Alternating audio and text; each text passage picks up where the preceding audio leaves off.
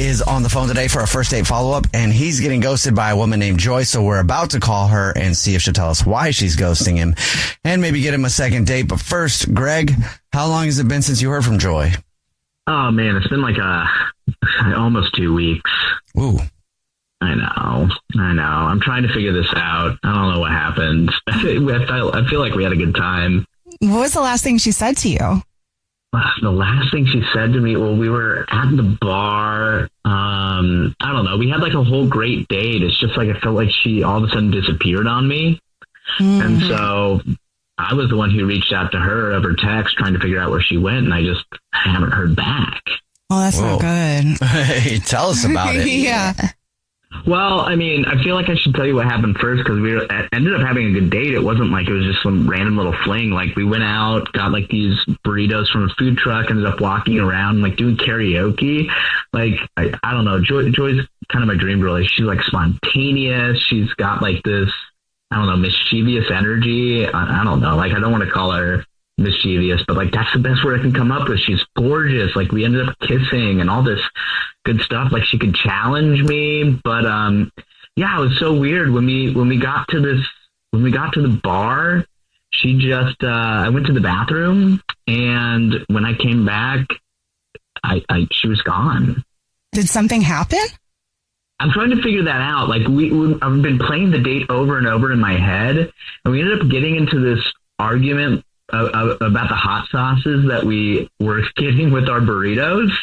Okay. And like she got this nasty hot sauce. It was like the 5 jalapeno or 5 chili, whatever, like the hottest one you could get. I was like, what are you doing? And she's like, oh, I'm tough as nails. And I was like, oh, okay, you're going to regret that. And I thought she was just like putting on a play. Like I thought she was just like playing around, and I called it such like a basic move. Ooh. And she just kind of like paused for a minute. I was like, okay.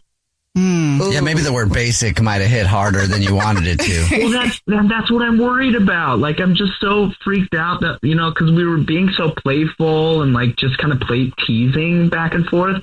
But like, I don't want her thinking that I think that she is basic. Like, I don't know. I was just trying to razz her back in the same way that she was razzing me.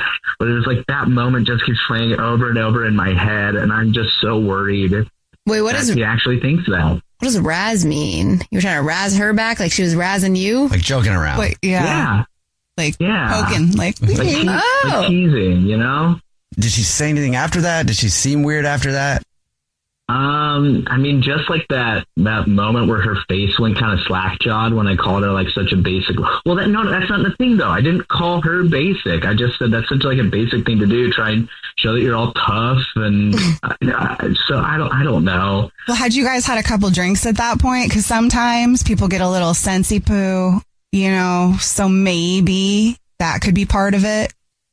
Like you came off a little bit more harsh, and then she was being a little sensitive, and then you can't take back the fact that you just bounced on somebody. Oh, God. Well, yeah, now that's all I'm going to think about. Yeah, so of course. Okay, and you haven't heard anything from her since your date? No, it's been, like I said, like a week and a half, 2 weeks, and it feels like so much longer than that. And I've texted her a couple times, like I said, hey, you doing okay? And then she didn't respond. And then I feel so silly because I texted her again afterwards telling her exactly what I'm telling you. Like, I apologize for calling her basic when she never said like, that's what's bothering me. And so I have like 3 unread texts in a row from me. And I'm just feeling like, I don't know. I just feel so dumb. Like I went to the bathroom, she's gone, and now she's not responding to my text. And I'm just like, how did I mess this up? All right, we'll see if we can figure it out for you then. We'll play a song, come back, brutal, call her, and see if she'll tell us why she's ghosting you and maybe get you a second date, okay? Okay, thanks, guys. All right, we'll get your first date follow-up right after this. On the latest episode of Next Question with me, Katie Couric, I sat down with Bernie Sanders, who is 84 years old, has spent 34 years in Congress, and he can still pack a rally with people a quarter of his age. Denver, 34,000 people come out. Salt Lake City, 20,000 people out. Huge turnouts. People are really dissatisfied about the status quo. His Fighting Oligarchy tour with AOC and other young progressives has become a movement. But is his message too far to the left? Well, he certainly doesn't think so. Does that sound like a radical idea, Katie? Is that too far left for you? Okay, wait. I get your point, Bernie. We talk about the billionaire class, the cost of living, and of course, the government shutdown, not to mention the current state of the Democratic Party. To me, the failure of the Democratic Party has been an unwillingness to recognize the real issues. Open your free iHeartRadio app, search Next Question with Katie Couric, and listen now. What up, y'all? It's your boy, Kev on Stage. I want to tell you about my new podcast called Not My Best Moment, where I talk to artists, athletes, entertainers, creators, friends, people I admire who've had massive success about their massive failures. What did they mess up on? What is their heartbreak? And what did they learn from it? I got judged horribly. The judges were like, "You're trash. I don't know how you got on the show. Boo. Somebody had tomatoes." No, I'm kidding. But if they had tomatoes, they would have thrown the tomatoes. Let's be honest. We've all had those moments we'd rather forget. We bumped our head. We made a mistake. The deal fell through. We're embarrassed. We failed. But this podcast is about that and how we made it through. So when they sat me down, they were kind of like, we got into the small talk and they were just like, "So what do you got? What ideas?" And I was like, "Oh no." What? Check out Not My Best Moment with me, Kev on Stage, on the iHeartRadio app, Apple Podcasts, YouTube, or wherever you get your podcasts. She said, "Johnny, the kids didn't come home last night." Along the central Texas plains, teens are dying. Suicides that don't make sense. Strange accidents and brutal murders. In what seems to be a plot ripped straight out of Breaking Bad. Drugs, alcohol, trafficking of people. There are people out there that absolutely know what happened. Listen to Paper Ghosts, the Texas Teen Murders, on the iHeartRadio app, Apple Podcasts, or wherever you get your podcasts. If you're just joining us for today's First Date Follow-Up, Greg is on the phone and he's getting ghosted by Joy. So we're about to call her. That sounds sad. He's getting ghosted by Joy. But we're about to call her and see if she'll tell us why she's ghosting him and maybe get him a second date. But before we do that, Greg, why don't you recap your date for us real quick? That's so mad. Yeah. I mean, like I was saying, the date was great. We went out for burritos and then we went out and did some karaoke. I wasn't singing too well, but we ended up going to a bar afterwards, and I made a joke about calling her burrito choice basic, and then she just ditched me at the bar when I went to the bathroom. All right. Are you ready for us to call her? Where'd she go? God, yeah, I think I might have to sit down for this, but yeah. Okay.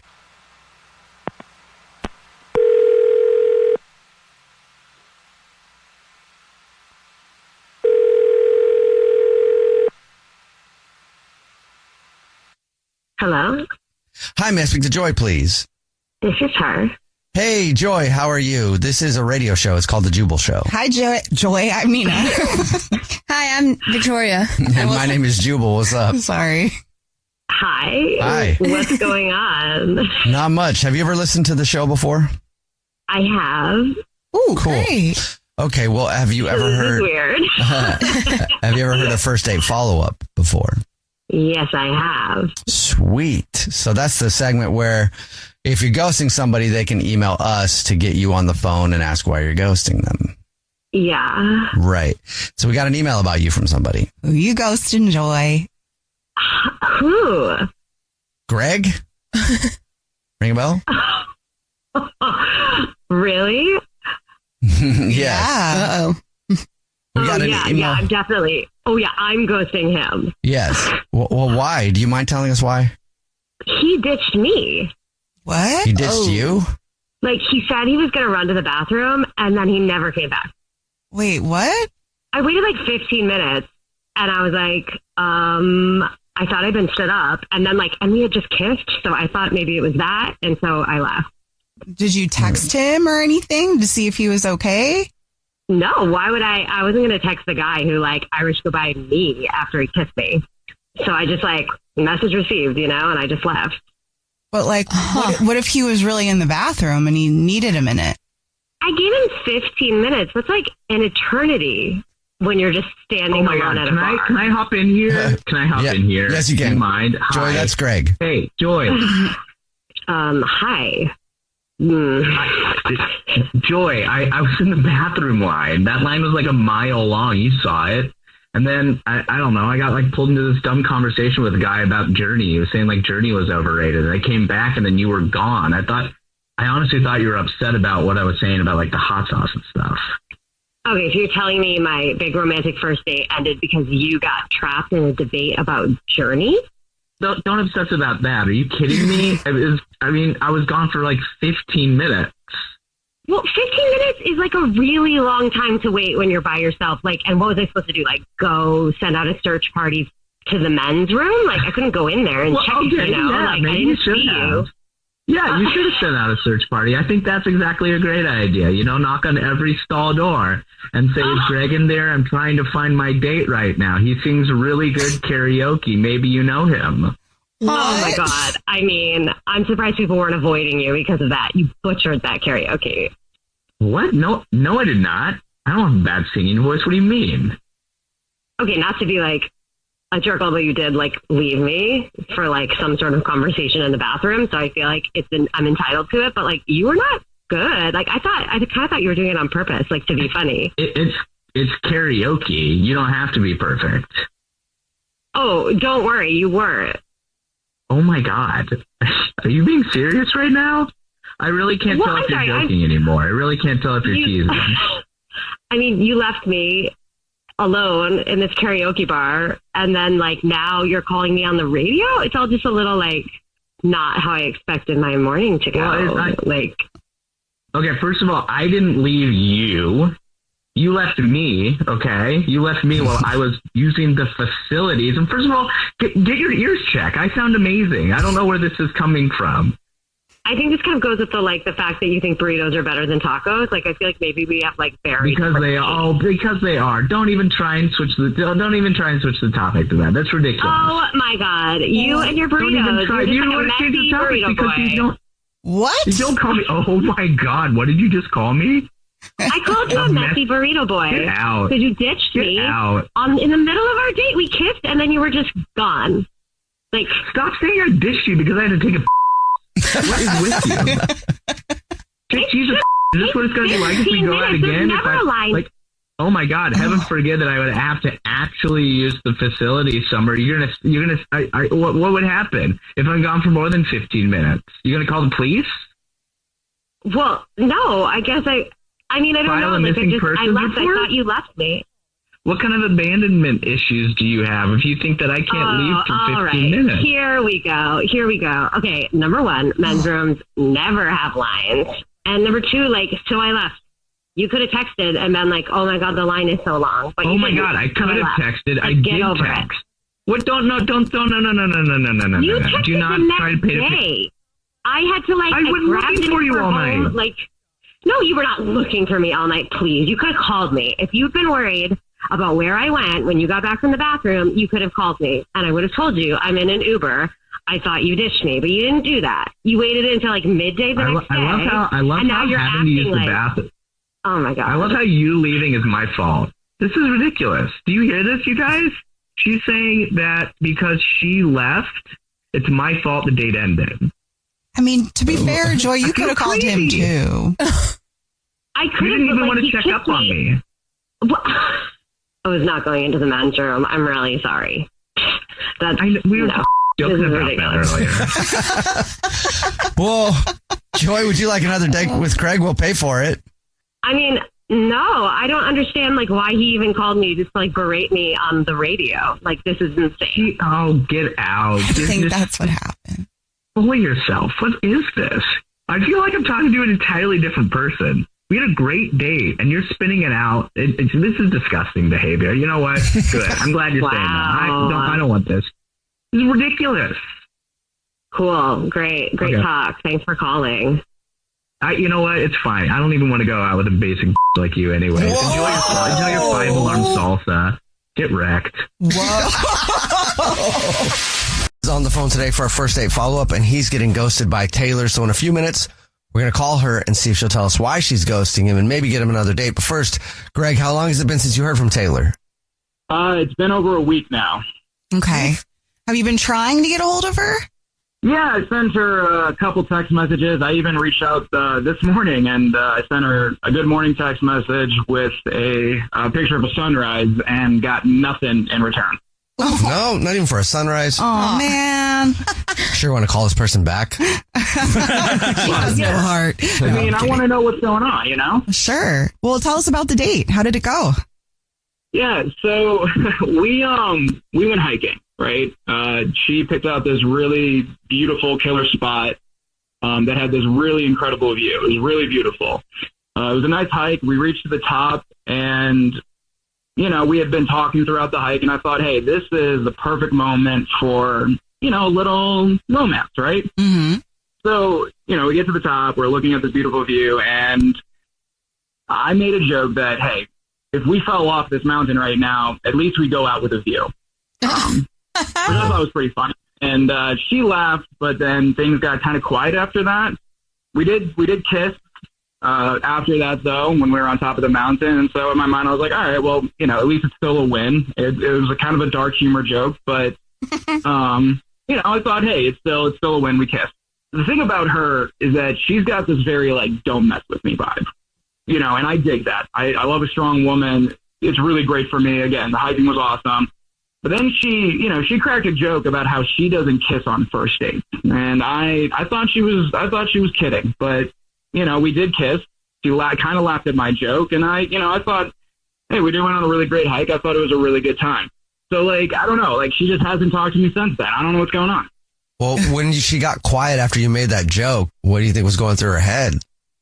I don't want to make assumptions, but I can assume, it's a situation where it's like, hey, it's a first date. It's kind of a dark humor joke. Maybe she's not super into dark humor, or maybe she thought something differently, For me, I was just like, look, this is a beautiful view. If we fell off right now, at least we'd go out seeing a beautiful view. For me, it was just a silly, dumb, dark joke. Wasn't meant to be. Maybe she's serious, alone on a cliff with a guy that she first met, and he's talking about what if we. I could see how maybe that can be taken the wrong way now. Well, I could see why she would kiss you too. Well, if that's gonna happen, at least let me get one more kiss before it's over. Or if I kiss him, you won't throw me. Yeah, she kissed me, so, I thought, all right, it was a dark joke. She got kind of quiet, but we did kiss. So, in my book, that's a win. Okay. Win. Girls will kiss a guy out of just pure survival. To get it over with, yeah. I'm hoping it wasn't out of fear and survival. I was hoping she was, again, I thought we were digging each other. I thought it was something, I don't know. We were flirting. It was a great hike. In my mind, I thought it was something good, but she hasn't talked to me since then. And so I'm wondering, was my joke too far? Did she take it too seriously? Did she kiss me out of survival, as you said? I hope not, but... Was there anything else that you can think of that would be a reason for her to ghost you, other than impending doom? I'm thinking about it. I might have overshared a little bit too much, for a first date. I talked about this meme page that I run on the internet. It's a niche page. So I sent her one after the date. And in my opinion, my humble opinion, it was one of my best. Okay. But she didn't react. She didn't say anything back. She didn't, nothing. No, not even a like on the Apple. You know what I mean? How iMessage, you can like it or heart it. Didn't do any of that either. Was it about death again? It was just a meme about cats. Is that the page you run? Is it all cat memes? No. It's a bunch of different memes and a bunch of different things. But that was just the joke that I happened to send her. Because, again, we made a couple cat jokes as we were walking up. I'm a dog person personally myself. So, she said that she likes dogs and she likes cats. So I figured, hey, this would be a kind of a funny meme to keep the jokes going. All right. Well, we'll see if we can figure it out for you then. We'll play a song, come back, and then call her and see if she'll tell us why she's ghosting you and maybe get you another date if you still want one, okay? I would love one. Thank you. Yeah. We'll play a song, come back, get your first date follow-up right after this. On the latest episode of Next Question with me, Katie Couric, I sat down with Bernie Sanders, who is 84 years old, has spent 34 years in Congress, and he can still pack a rally with people a quarter of his age. Denver, 34,000 people come out. Salt Lake City, 20,000 people out. Huge turnouts. People are really dissatisfied about the status quo. His Fighting Oligarchy tour with AOC and other young progressives has become a movement. But is his message too far to the left? Well, he certainly doesn't think so. Does that sound like a radical idea, Katie? Is that too far left for you? Okay, wait. I get your point, Bernie. We talk about the billionaire class, the cost of living, and of course, the government shutdown, not to mention the current state of the Democratic Party. To me, the failure of the Democratic Party has been an unwillingness to recognize the real issues. Open your free iHeartRadio app, search Next Question with Katie Couric, and listen now. The forces shaping the world's economies and financial markets can be hard to spot. Even though they're such a powerful player in finance, you wouldn't really know that you are interacting with them. And even harder to understand. Donald Trump's trade war 2.0 is only accelerating the process of de-dollarization, which in a way is jargon for people turning away from the dollar. That is where the Big Take from Bloomberg podcast comes in, to connect the dots. How unusual is a deal like this? Unprecedented. Every weekday afternoon, we dive deep into one big global business story. The biggest story of the reaction of the oil market to the conflict in the Middle East is one of what has not happened. Katie, you told me that ETFs are your favorite thing. They are. Explain that. Why is that the case? And unpack what it means for you. Our breakfast foods are consistent consumer staples, and so they sort of become outsized indicators of inflation. Listen to The Big Take from Bloomberg News every weekday afternoon on the iHeartRadio app, Apple Podcasts, or wherever you get your podcasts. She said, Johnny, the kids didn't come home last night. Along the central Texas plains, teens are dying. Suicides that don't make sense. Strange accidents, and brutal murders. In what seems to be a plot ripped straight out of Breaking Bad. Drugs, alcohol, trafficking of people. There are people out there that absolutely know what happened. Listen to Paper Ghosts, the Texas teen murders, on the iHeartRadio app, Apple Podcasts, or wherever you get your podcasts. We're in the middle of today's first date follow-up. If you're just joining us, Greg is on the phone, and Greg is getting ghosted by Taylor, so we're about to call her and see if she'll tell us why she's ghosting him and maybe get him another date. But first, Greg, why don't you kind of recap your date for us before we call her? Yeah, we went hiking last week. It was a really great time. I made a joke about if we fell to our death, at least we'd have a great view. But after that, we did. Okay. And so I thought it was really great. I sent her a meme of a cat meme after our hike. She didn't react to it. I sent her a couple more messages, including one this morning, and she still has not said anything back to me or responded or anything. She's ghosting me. All right. Are you ready for us to call her? I'm ready, yes. Okay, here we go.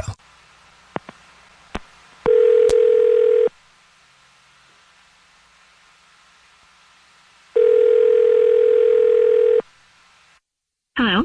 Hi, may I speak to Taylor, please? Yeah, this is Taylor. Hey, Taylor, how are you? This is the Jubal Show. It's a radio show. Yeah, hi, I'm Nina. Hi, I'm Victoria. And my name's Jubal. How are you? I'm okay. Is this a joke? Like, why is a radio show calling me? It's not a joke. Have you ever listened to the show before? Yeah. Okay, cool. Have you ever heard a first date follow-up before? Yeah. Great. That's what this is. We got an email about you from somebody. First date follow-up is where if you go on a date with somebody and they ghost you, you can email us to get that person on the phone and find out why you're getting ghosted. So we got an email about you from somebody. Do you know who would email us? Yeah, it's got to be Greg, right? Yes, it is Greg. You said that so confidently. Why are you ghosting Greg? Honestly, he's a lot. Like, I'll give him this. He was funny at first, but then, I don't know, it just felt like everything turned into a meme or some joke. He doesn't really, know when to stop and turn it off. You know what I mean? Yeah. He's just on all the time. Do you feel like that was nerves or that's, really who he is?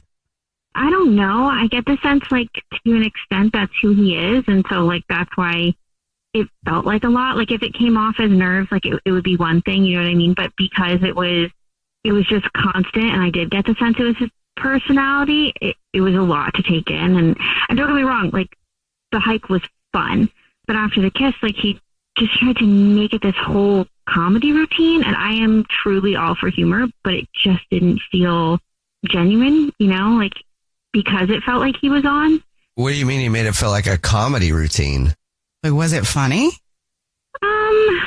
Yeah, aspects of it were funny. It was like just kind of making cracks about everything, and like there was a crack about like, you know, the view that we had was absolutely stunning, and he sort of like made a joke about like, you know, if we fell and this was how our lives ended, essentially, like at least we'd have a good view for it. And that was a lot. And then it was just, there was a lot of talk about memes. Like I can't really adequately express that. So he likes memes a lot. I don't think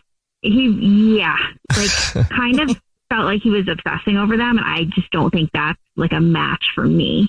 Like, were they memes that he created himself or like regurgitating memes that he read?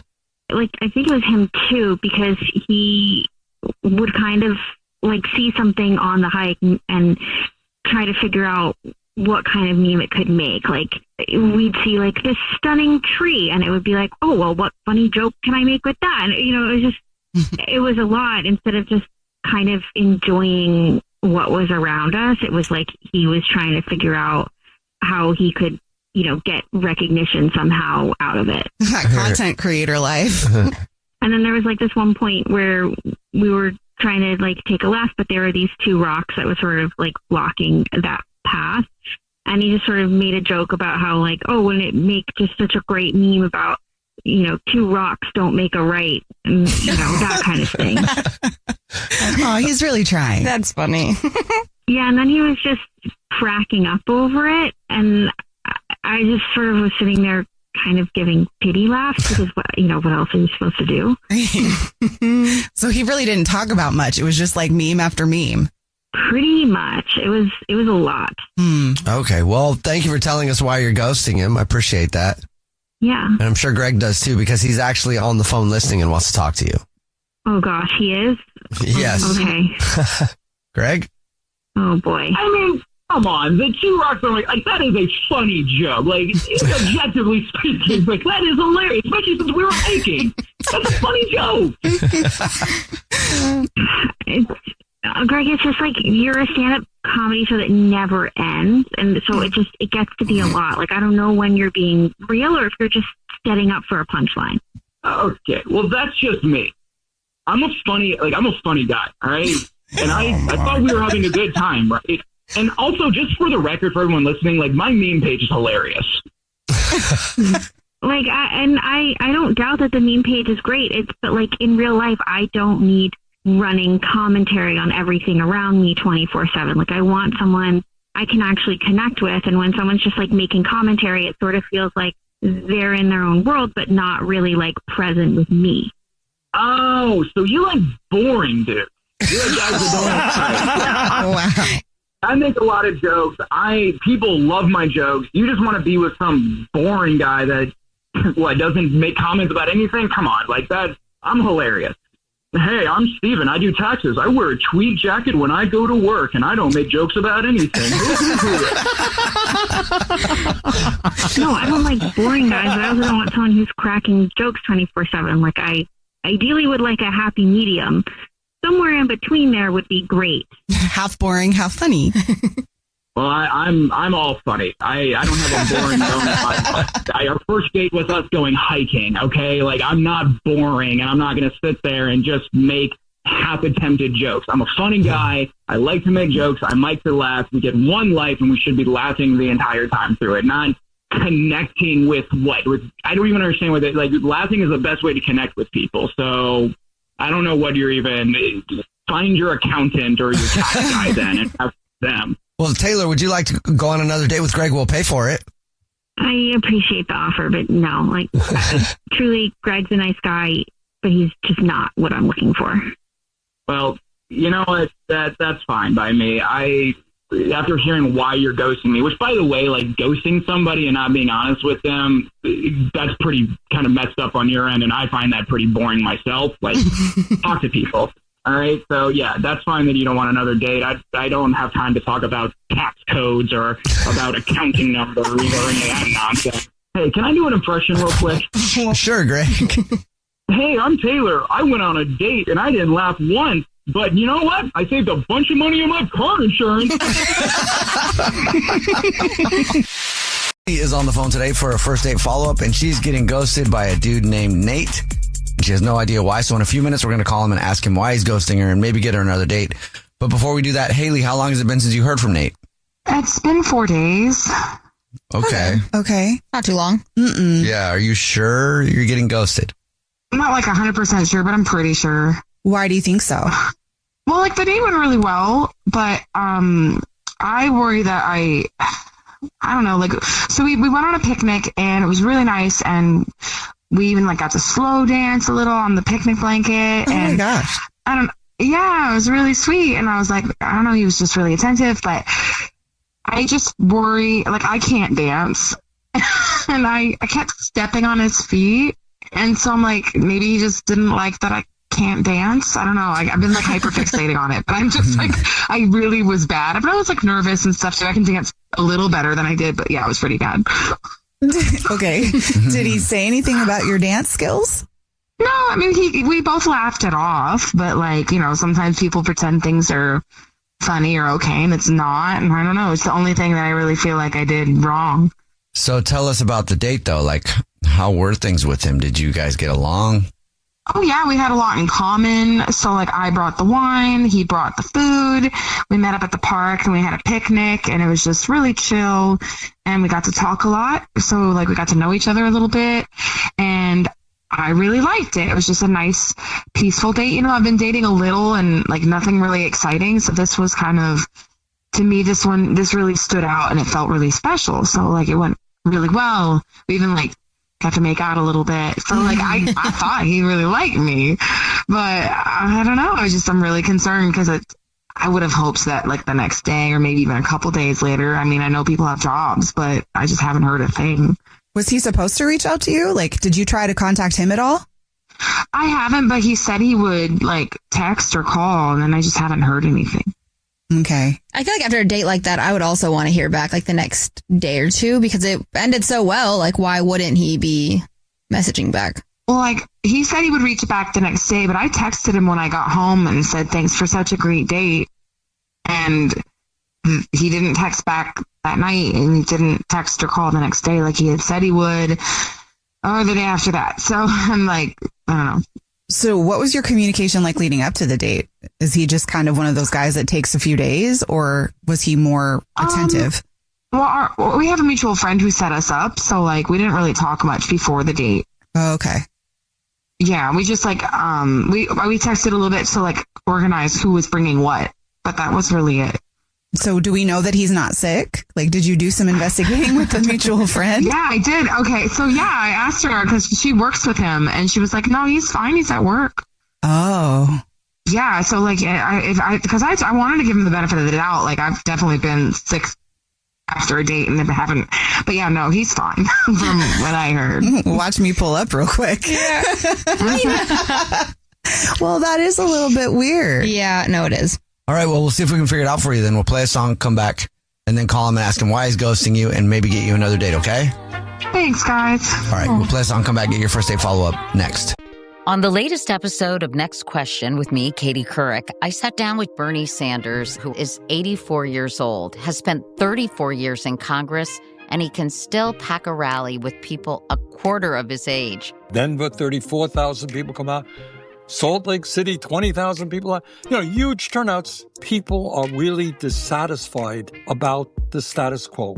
His Fighting Oligarchy tour with AOC and other young progressives has become a movement. But is his message too far to the left? Well, he certainly doesn't think so. Does that sound like a radical idea, Katie? Is that too far left for you? Okay, wait. I get your point, Bernie.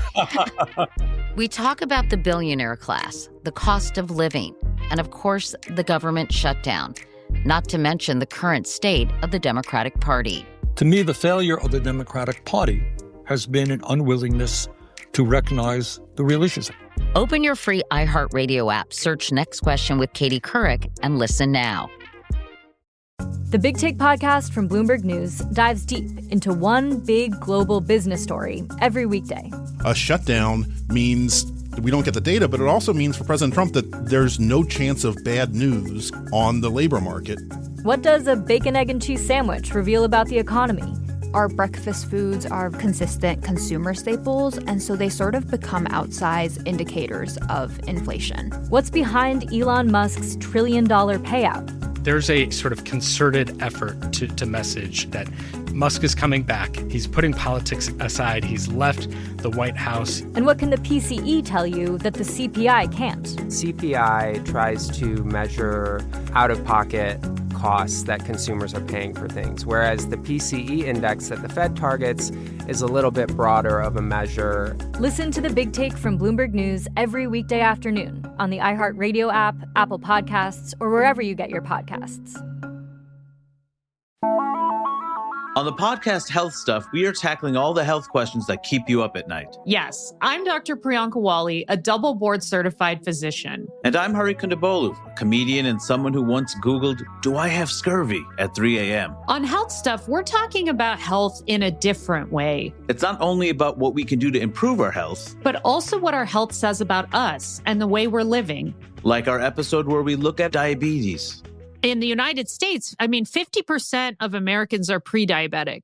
How preventable is type 2? Extremely. Or our in-depth analysis of how incredible mangoes are. Oh, it's hard to explain to the rest of the world that your mangoes are fine because mangoes are incredible, but you don't even know. You don't know. You don't know.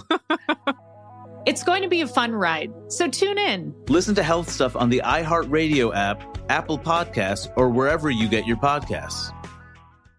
We're in the middle of the first date follow-up, and if you're just joining us, Haley is on the phone. She's getting ghosted by a guy named Nate. So in a second, we're going to call him, see if he'll tell us why he's ghosting her, and maybe get her another date. But first, Haley, why don't you catch everybody up on your situation? Yeah, so basically we went on this really nice picnic date at the park. It was, in my opinion, pretty romantic, and I thought it went really well. We had a lot of fun. We slow danced, we drank wine, we ate snacks. What more could a girl want?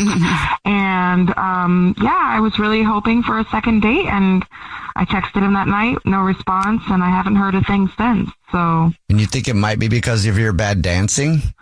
Yeah, I have no sense of rhythm. Okay. It's probably gotten worse than it has better. All right. Well, we'll see if that is it. Are you ready for us to call him? Yeah. Okay, here we go. Okay.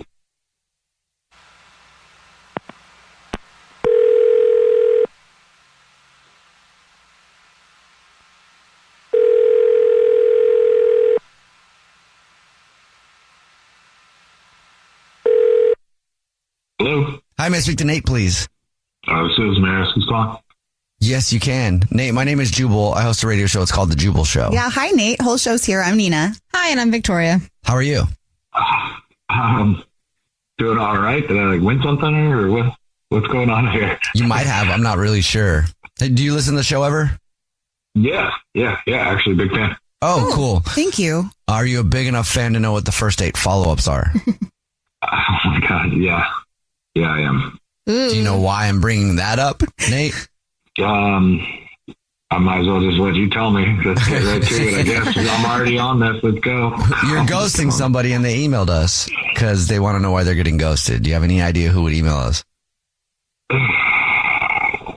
Probably. I'm imagining this is Haley.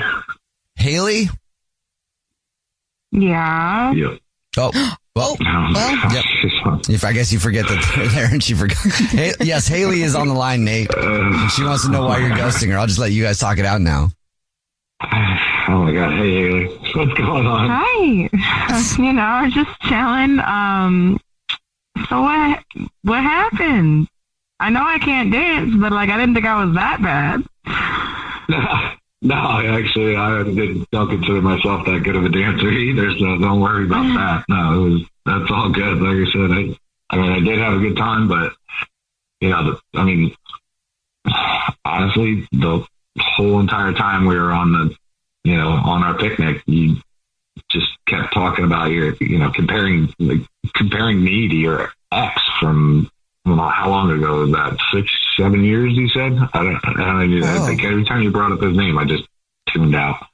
Okay, so it was 6 years ago, and I'm sorry. I just knew that so you had mentioned that you've been through a recent breakup, and I was not comparing you to him. I was trying to like relate your situation to what I went through. I wasn't like, I'm sorry if I brought it up too much, but I was just like really nervous and maybe like, I don't know, the wine was talking or something, but like I was just trying to relate to you.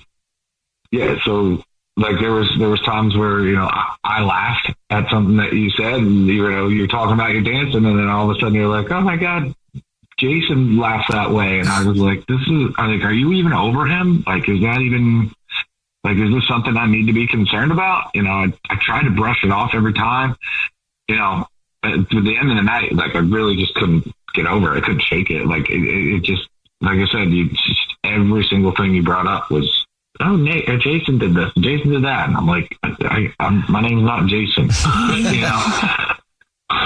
Yeah, so first of all, I'm really sorry. Like, I did not mean to do it that much. I think I was just really nervous, and maybe I didn't like know what to say, and maybe I was just, I mean, I was excited, so like maybe that, but I like your laugh, and your laugh is not just like Jason's. I was just like, I think I was just nervous. I didn't mean to do that. I'm really sorry.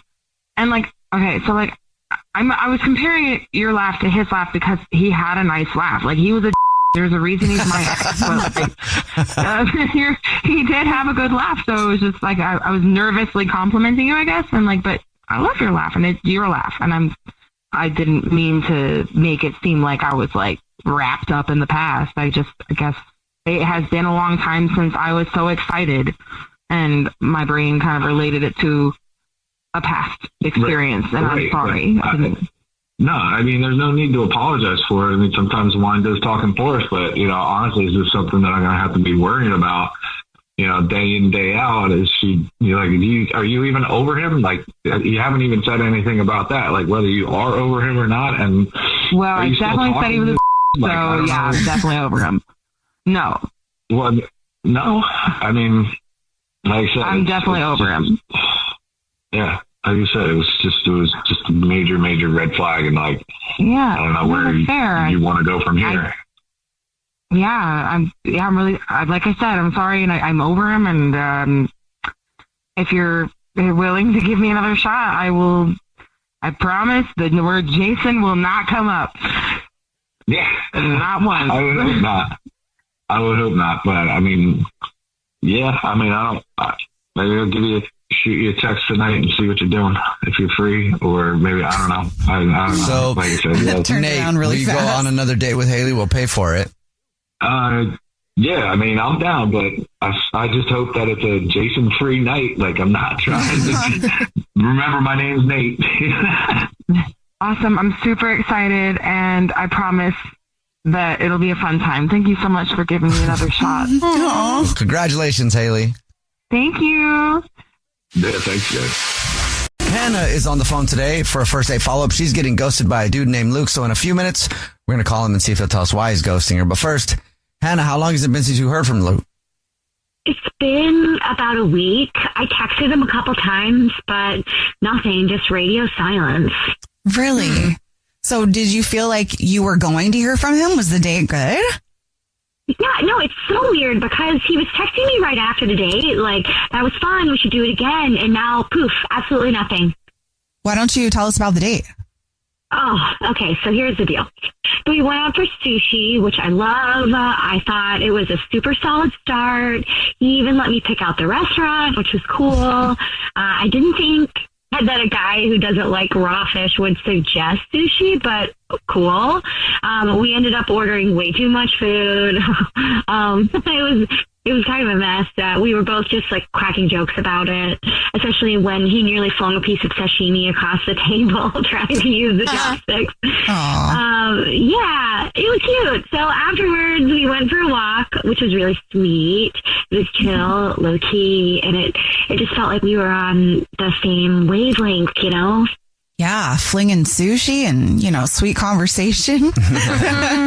So why do you think you're getting ghosted then? Oh man, honestly, I don't know, because I thought it went really, really great. There was just like something about him. He was so funny, but maybe I messed up when I paid for dinner behind his back. The bill was just like way more than we expected. And I had ordered a really fancy sake and Wagyu appetizer without even thinking about it. And I felt bad. So when he got up to use the bathroom, I just went ahead and paid for the whole thing. So when he came back, I told him it wasn't a big deal. No, I'd marry you. That's so sweet. Doesn't sound like a reason to ghost you at all. Right? I mean, I can afford it, but he seemed like kind of irritated. He kept saying, I could have paid for that, and I tried to explain that it didn't mean anything. I just felt guilty for ordering the expensive stuff, unconsciously. But maybe he thought that I was implying that he couldn't afford it or something. But I didn't really mean it like that. I was just trying to do something nice, but now I'm wondering if it came off totally wrong. Well, did he say thank you? Did aside from the fact that he's like, I could pay for it too, was he appreciative of it? Yeah, no, he did. It just shifted the vibe a little bit, but not enough to we still were planning on hanging out again. We both had talked about how it was fun, so I don't know. Maybe it's one of those weird old school type of things, where he feels like a guy's got to pay or something. Or maybe he didn't even have the option because you did it behind his back too, for whatever reason. Again, like Jubal said, I would marry you.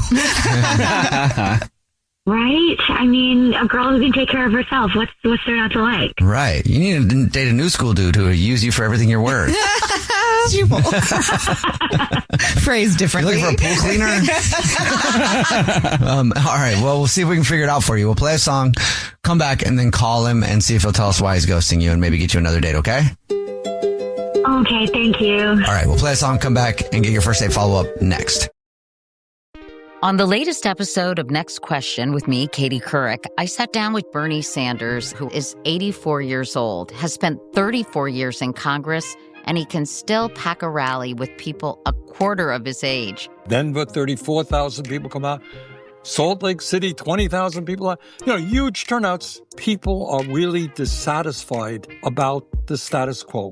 His Fighting Oligarchy tour with AOC and other young progressives has become a movement. But is his message too far to the left? Well, he certainly doesn't think so. Does that sound like a radical idea, Katie? Is that too far left for you? Okay, wait. I get your point, Bernie. We talk about the billionaire class, the cost of living, and of course, the government shutdown, not to mention the current state of the Democratic Party. To me, the failure of the Democratic Party has been an unwillingness to recognize the real issues. Open your free iHeartRadio app, search Next Question with Katie Couric, and listen now. Hey there, I'm Kyle MacLachlan. You might know me as that guy from Twin Peaks, Sex and the City, or just the Internet's dad. I have a new podcast called What Are We Even Doing?, where I embark on a noble quest to understand the brilliant chaos of youth culture. Daddy's looking good. Each week, I invite someone fascinating to join me. Actors, musicians, creatives, highly evolved digital life forms. And we talk about what they love. Sometimes I'll drizzle a little honey in there, too, if I'm feeling sexy in the morning. What keeps them going. And you're maybe my biggest competition on social media. Like when a kid says bruh to me. And how they're navigating this high-speed roller coaster we call reality. In Australia, you're looking out for snakes, spiders, and boys. Right. Hey, he's no Trey McDougal. No. Chill. This is like the comments section of my Instagram. Join me and my delightful guests every Thursday, and let's get weird together in a good way. Listen to What Are We Even Doing on the iHeartRadio app, Apple Podcasts, or wherever you get your podcasts. Hey, I'm Kelly, and some of you may know me as Laura Winslow. And I'm Telma, also known as Aunt Rachel. If those names ring a bell, then you probably are familiar with a show that we were both on back in the 90s called Family Matters. Kelly and I have done a lot of things and played a lot of roles over the years, but both of us are just so proud to have been part of Family Matters. Did you know that we were one of the longest-running sitcoms with a black cast? When we were making the show, there were so many moments filled with joy and laughter and cut up that I will never forget. Oh, girl, you got that right. The look that you all give me is so black. All black people know about the look. On each episode of Welcome to the Family, we'll share personal reflections about making the show. Yeah, we'll even bring in part of the cast and some other special guests to join in the fun and spill some tea. Listen to Welcome to the Family with Thelma and Kelly on the iHeartRadio app, Apple Podcasts, or wherever you get your podcasts. If you're just joining us for today's first date follow-up, Hannah is on the phone and she's getting ghosted by Luke. So we're about to call him and see if he'll tell us why he's ghosting her and maybe get her another date. But first, Hannah, why don't you refresh our memory on your date? Okay, we went out for this super fun sushi date, but I ended up paying at the end because I thought I'd ordered too expensive things. So I'm worried if that's why he disappeared. Okay. I mean, I don't know. I could see some guy being like, I don't want to go out with you again because you wouldn't let me pay. I could actually see that happening. Because he's probably like, if he's thinking like, okay, well, what do I have to bring to the table, or like somehow feeling bad about it? I don't know. We'll see. You ready for us to call him? Oh, here we go. Okay. Here we go.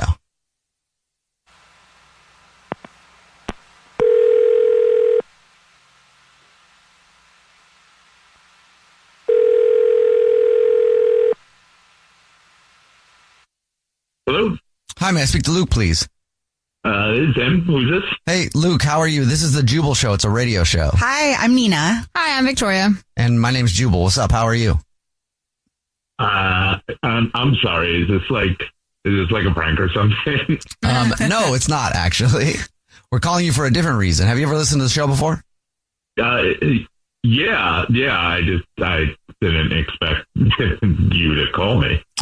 Okay. Well, we're calling you today because you're ghosting somebody, and we do a segment on the show called the First Date Follow-Up, where if you go on a date with someone and then you end up ghosting them, that person can email us to ask you why you're ghosting them.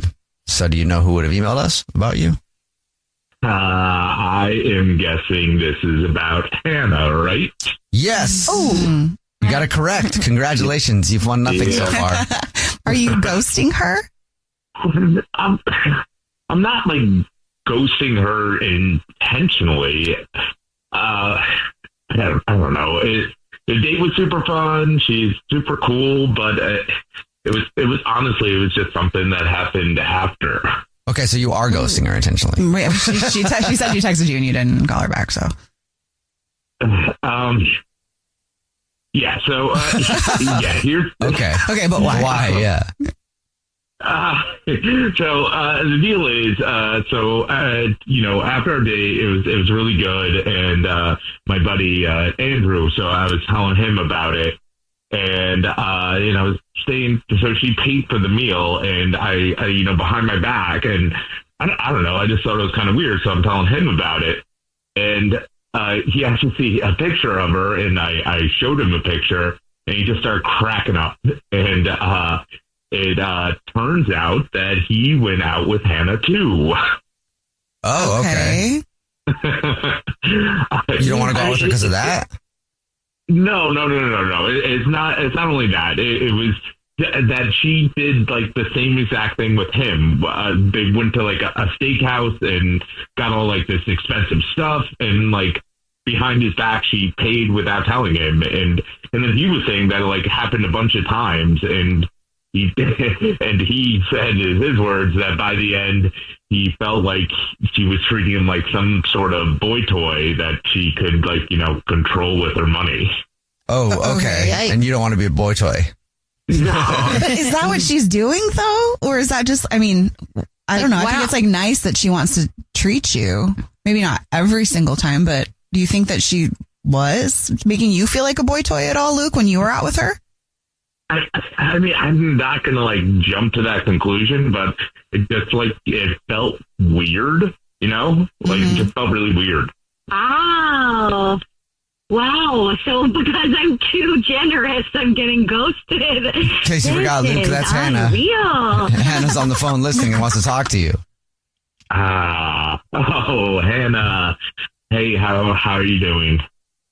Oh, hi, Luke. I'm sorry, I didn't realize I was making you feel like my personal sugar baby. Seriously, Luke?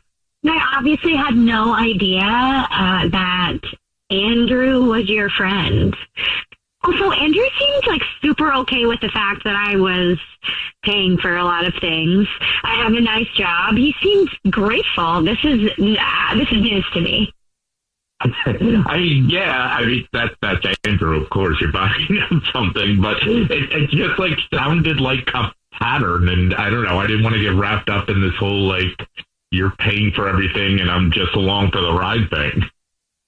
I mean, that's not it at all. I'm just, trying to not seem like a money-grubbing woman myself. I have a nice job, so I wanted to get what I wanted to get without feeling guilty. So what? Isn't that a nice thing that I can take care of myself?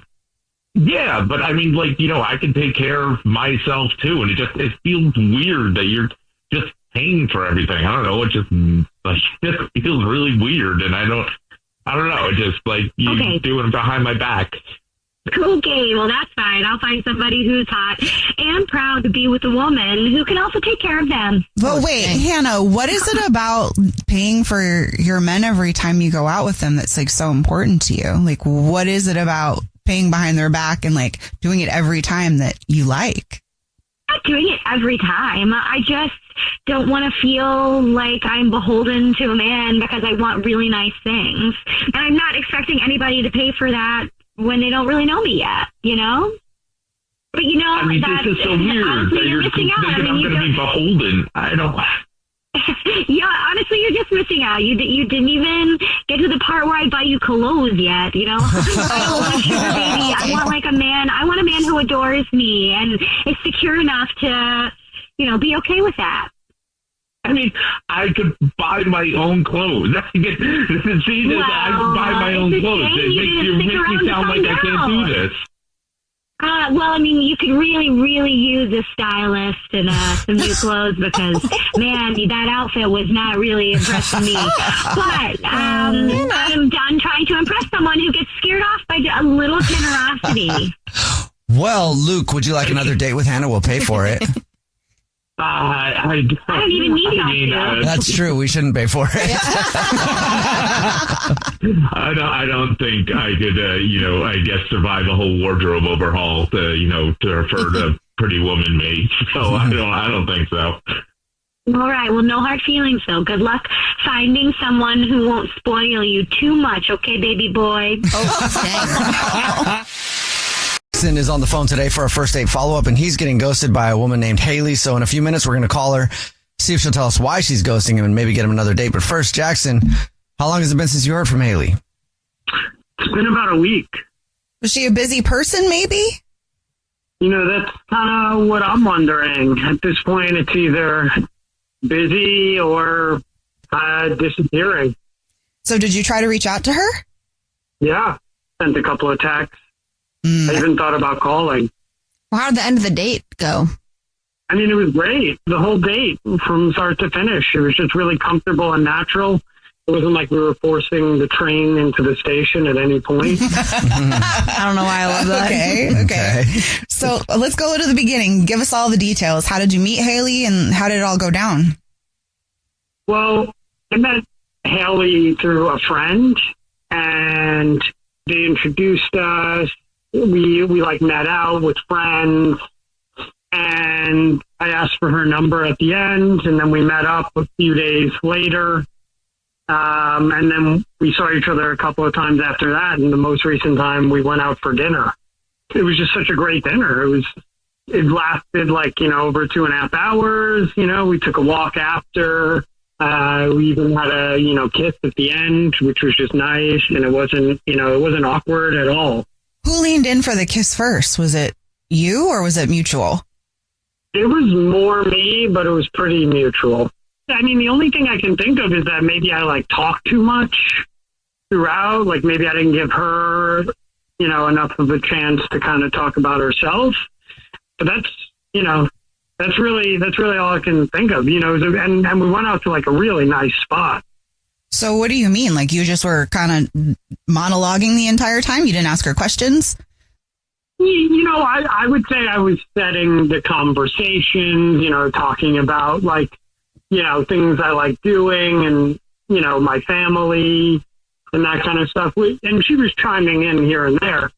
I'm just thinking that maybe that's really the only thing I can think of is that maybe I didn't flip it on her or give her enough of a chance to start the conversation topics about what she might have wanted to speak about. Okay. But I can't get her out of my head. You know, I'm just like thinking about her every couple of hours. And what's the last thing she said to you? The last thing she was like, we'll talk later. Okay. And obviously that hasn't happened. So we'll play a song, come back, and then call her and see if she'll tell us why she's ghosting you and maybe get you another date, okay? Sounds good. Okay, we'll play a song, come back, and get your first date follow-up next. On the latest episode of Next Question with me, Katie Couric, I sat down with Bernie Sanders, who is 84 years old, has spent 34 years in Congress, and he can still pack a rally with people a quarter of his age. Denver, 34,000 people come out. Salt Lake City, 20,000 people. Huge turnouts. People are really dissatisfied about the status quo. His Fighting Oligarchy tour with AOC and other young progressives has become a movement. But is his message too far to the left? Well, he certainly doesn't think so. Does that sound like a radical idea, Katie? Is that too far left for you? Okay, wait. I get your point, Bernie. We talk about the billionaire class, the cost of living, and of course, the government shutdown, not to mention the current state of the Democratic Party. To me, the failure of the Democratic Party has been an unwillingness to recognize the real issues. Open your free iHeartRadio app, search Next Question with Katie Couric, and listen now. What do you get when you mix 1950s Hollywood, a Cuban musician with a dream, and one of the most iconic sitcoms of all time? You get Desi Arnaz, a trailblazer, a businessman, a husband, and maybe most importantly, the first Latino to break primetime wide open. I'm Wilmer Valderrama, and yes, I grew up watching him, probably just like you and millions of others. But for me, I saw myself in his story. From cleaning canary cages to this night here in New York, it's a long ways. On the podcast starring Desi Arnaz and Wilmer Valderrama, I'll take you on a journey through Desi's life, the moments it has overlapped with mine, how he redefined American television, and what that meant for all of us watching from the sidelines, waiting for a face like ours on screen. This is the story of how one man's spotlight lit the path for so many others, and how we carry his legacy today. Listen to Starring Desi Arnaz and Wilmer Valderrama as part of the My Cultura Podcast Network, available on the iHeartRadio app, Apple Podcasts, or wherever you get your podcasts. I'm Robert Smith, and this is Jacob Goldstein, and we used to host a show called Planet Money. And now we're back making this new podcast called Business History, about the best ideas and people and businesses in history. And some of the worst people, horrible ideas, and destructive companies in the history of business. Having a genius idea without a need for it is nothing. It's like not having it at all. It's a very simple, elegant lesson. Make something people want. First episode, how Southwest Airlines used cheap seats and free whiskey to fight its way into the airline business. The most Texas story ever. There's a lot of mavericks in that story. We're going to have mavericks on the show. We're going to have plenty of robber barons. So many robber barons. And you know what? They're not all bad. And we'll talk about some of the classic great moments of famous business geniuses, along with some of the darker moments that often get overlooked, like Thomas Edison and the electric chair. Listen to Business History on the iHeartRadio app, Apple Podcasts, or wherever you get your podcasts. Right in the middle of your first date follow-up, if you're just joining us, Jackson is on the phone and he's getting ghosted by Haley. So in a few minutes, we're going to call her and see if she'll tell us why she's ghosting him and maybe get him another date. But first, Jackson, why don't you get us up to speed on your date with Haley? Yeah, well, we went out the last date, was our third date, and we went out for dinner. You know, it lasted all night. We took a walk after dinner, had a nice kiss at the end. Haven't heard from her since. And you think the reason why she might be ghosting you is because you talked too much? Yeah. Okay. All right. You ready for us to call her? Yeah, absolutely. Okay, here we go.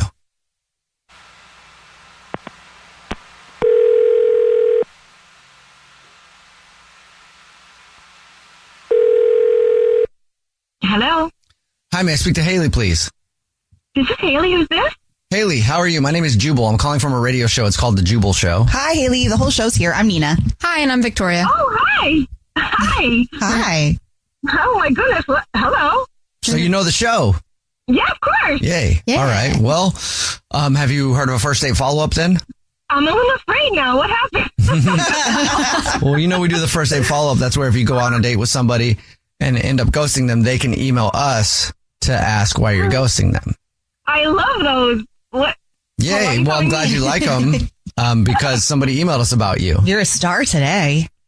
Oh, my goodness. What? Are you ghosting someone? I mean, I ghost everyone. I've been on like 10 dates this week, and I probably haven't talked to most of them. Wait, what? I ghost everybody, yes. I mean, not to be mean or anything, just, you're busy and... You went on 10 dates in a week? Wow. Well, I guess you have a lot of options then on people you could be ghosting, maybe. Jackson is the guy's name that emailed us. Oh, fancy dinner boy. I have him saved as a puppy emoji on my phone. He's so cute. What? And he's adorable. But you ghosted him, though. Well, I mean, he's adorable. We had a good time, but he doesn't really meet the criteria. That sounds nice, right? I don't mean it to be ugly, but, like, yes, I like to go out to eat, and, I like... What the hell, Haley? Oh, hey, Jack. How are you? I didn't know it was fancy dinner boy. What does that mean? I mean, I like to go out to eat, and it was nice. I mean, you spent all that money on such a fancy restaurant, but you didn't bring a gift or anything, so I don't know. What? It was just, yeah.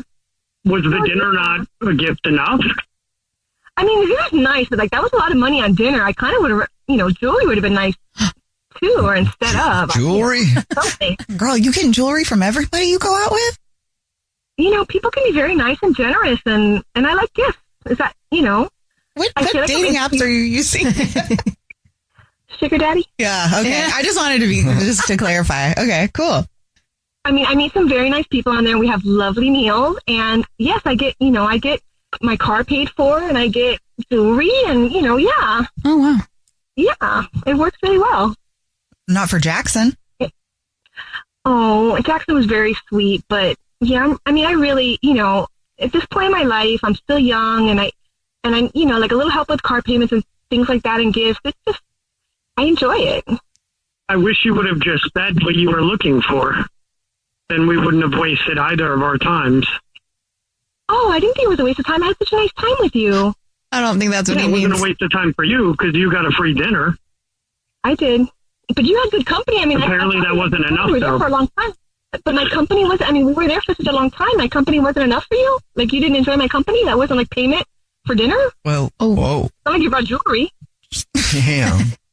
So this is what you do? You just have people take you out for dinner and give you gifts and give you jewelry? I mean, yeah. Like, if you would have brought a gift or something instead of just spending money on dinner, then I probably would have gone out with you again for sure. Wait, what do you mean instead of spending money on dinner? Did you not want to eat? Like, dinner was great. Don't get me wrong. It was fantastic. The meal was fabulous. The company was great. But there was a lot of money on dinner, and, I just felt like the money could have been better spent on something, more, tangible, if that's the word. Something, like I could wear or something. Well, Helly, I didn't know you were a gold digger. I'm not a gold digger. I mean, I pay for myself, and I'm able to support myself. But if I want to be with somebody who's also going to add a little extra sparkle to my life, I don't think there's anything wrong with that. I mean, sparkle. But you don't want to be with anyone. You just want to be with a cash register. She's a sugar seeker. Not a cash register. Like, someone who's good company, but someone also, has the stability of, like, gifts and helping me with paying for my car and trips and a new purse. And yeah, like that's God. With that. You could have just told me that's what you wanted, and then I could have considered whether I wanted to do it or not, and just be company with cash. And you could have just said that instead of acting like you liked me. I mean, I do like you. I had a great time. Like, you're saved as puppy dog in my phone. You're so cute. I mean, I had a wonderful time with you, but I have to tell you to buy me gifts. If it's not coming from you because you want to, I don't want to force anybody. I mean, not really. I don't know. Make anybody buy me a thing. If you don't want to buy me a purse, then don't buy me a purse. That's, But also, if he doesn't buy you a purse, you won't go out with him again, right?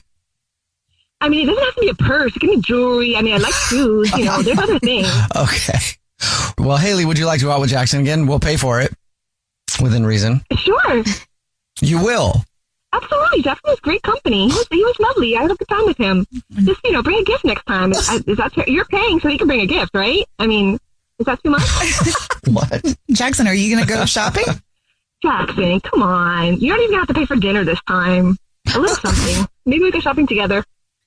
Yeah, I guess I will. I would like to see you again, Haley. But, what size are you? What? I'm a small. Okay. My shoe size is 7.5. You're really going to go out with Haley again, Jackson? Yeah, I mean, I wanted to see her again. Well, at least he knows what's on the table now. Yeah, I guess. And now we'll both get a free dinner. Yeah. Oh, my gosh. On the phone today for our first date follow-up, and she's getting ghosted by a guy named Trent. So in a few minutes, we'll call him and see if he'll tell us why he's ghosting her and maybe get her a second date. But first, Hazel, how long has it been since you heard from Trent? It's been about a week, which is like killing me. It's been so long. When was the last time you reached out? I texted him yesterday, which I was like, oh, I wish I hadn't. So for our date, we went to a salsa night. Ooh. And so yesterday I texted him, I'm still waiting for our next dance. And then I heard nothing. And I was like, all night, I was like, no. Oh, that hurts. Thanks. Because that was cute, what you said anyway. I thought so. Yeah, it was an amazing date. Like, it was so fun. He planned it, and he's like an amazing dancer. So we went to this salsa night, and it was like, there was like music and great lights, and he was trying to teach me some moves, and I'm not a dancer or a mover, and so I failed spectacularly. But I feel like it was an amazing date because he was so, he had such a good sense of humor about it, and we were laughing about the fact that I was not a graceful dancer, and like we were laughing so hard my stomach hurt, which I just feel like is such a good sign on a first date, you know? For sure. What else did you guys do? Well, okay, so then so all the like first dances happened like with like the teacher and stuff, and then they played some slower songs, and then during the slower songs he was like holding me very close, which I appreciated more than I can say. And then all right. At the end of the night, he did kiss me, and it was like not just like, I feel like I've been going on these dates lately on Hinge where it's like these kisses are so weird at the end of the night, and this was like a movie kiss, and I like keep replaying it in my head. It was so good, and so I'm just like, wait, where is he? Like I wasn't lying to myself. Like the chemistry was there. It was so fun. Okay. Well, what could have gone wrong? I know. I mean, that's what I've been like, like spiraling out about. I feel like I've been like thinking over our whole conversation through the whole night. And I feel like at one point, like we were just talking about like values and stuff. And I said, I like don't believe in marriage, but he seemed like so fine about that. But I'm like, maybe that threw him off. And then like at the end of the night, I like went to kiss him again after our first kiss, and he like turned his head, and I like got the cheek, and I was like, oh my gosh, rejected. So I was like, something, I knew at the end of the night, like maybe something was off, but also like everything else was like so fun that I just thought that I'm not crazy. Like that was an amazing date, right? So something changed. Yeah. Something changed. And I'm like, and I have no idea what it is, because everything, I mean, he's like so great, and like he's stupid handsome, and I was like, he's really charming, but not like an overly like performative way. He was just like everything. We were vibing like we'd known each other for a really long time, and I just felt like I wasn't lying to myself, I don't think. Yeah, well, that's what makes it so weird. Jubal, on like a first date, if somebody tells you that they don't believe in marriage and that's something that you want in your life, are you going to bow out after one? Yeah, probably. If like I wanted to be, if I wanted marriage and they said they weren't down with it, I probably wouldn't waste my time with another date. So it could be the reason why. Well, yeah, I mean, if that's what I'm looking for, why waste my time? Okay. Well, we'll see if that is it. We'll play a song, come back, and then call him and see if he'll tell us why he's ghosting you and maybe get you another date, okay? Okay, perfect. Thank you. All right, we'll get your first date follow-up next. On the latest episode of Next Question with me, Katie Couric, I sat down with Bernie Sanders, who is 84 years old, has spent 34 years in Congress, and he can still pack a rally with people a quarter of his age. Denver, 34,000 people come out. Salt Lake City, 20,000 people out. Huge turnouts. People are really dissatisfied about the status quo. His Fighting Oligarchy tour with AOC and other young progressives has become a movement. But is his message too far to the left? Well, he certainly doesn't think so. Does that sound like a radical idea, Katie? Is that too far left for you? Okay, wait.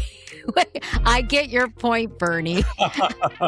We talk about the billionaire class, the cost of living, and of course, the government shutdown, not to mention the current state of the Democratic Party. To me, the failure of the Democratic Party has been an unwillingness to recognize the real issues. Open your free iHeartRadio app, search Next Question with Katie Couric, and listen now. Jingle bells, jingle all the way. Yo. Can we get a Thanksgiving first? Jenna World. Jenna Jameson, Vivid Video, and The Valley is a new podcast about the history of the adult film industry. I'm Molly Lambert, host of Heidi World, The Heidi Fleiss Story, and I'll be your tour guide on a wild ride through adult films. We get paid more than the men. We call the shots. In what way is that degrading? That's us taking hold of our life. In the 1990s, actress Jenna Jameson crossed over into mainstream culture, redefined stardom, then left it all behind. I'm a powerful woman. I think that's intimidating to a man. With a cast of hundreds of actors and comedians playing key figures, we'll take a look at how adult films became legal in the 70s, hugely profitable in the 80s and 90s, and fell off a financial cliff in the 2000s. Listen to Jenna World on the iHeartRadio app, Apple Podcasts, or wherever you get your podcasts. Right in the middle of your first date follow-up, and if you're just joining us, Hazel is on the phone, and Hazel is getting ghosted by a guy named Trent. So we're about to call him and see if he'll tell us why he's ghosting her and maybe get her a second date. But before we do that, Hazel, why don't you refresh our memory on your date real quick? Okay, so Trent and I went to a salsa night. We had an amazing time. He's an amazing dancer. I am not. However, I feel like we were laughing all night. We shared like a spectacular kiss, and now I haven't heard from him in a week. I think maybe it's because I said that I don't believe in marriage, but at the time he seemed fine about that, so I'm a little bit unsure about why he hasn't texted me back. I mean, I guess after a first date, it's a compliment no matter what, if that is what it is, because it's like, I could see her as wifey and she doesn't want to get married. Bye. Maybe. I don't know. All right. Are you ready for us to call him? Yes, thank you. All right. Here we go.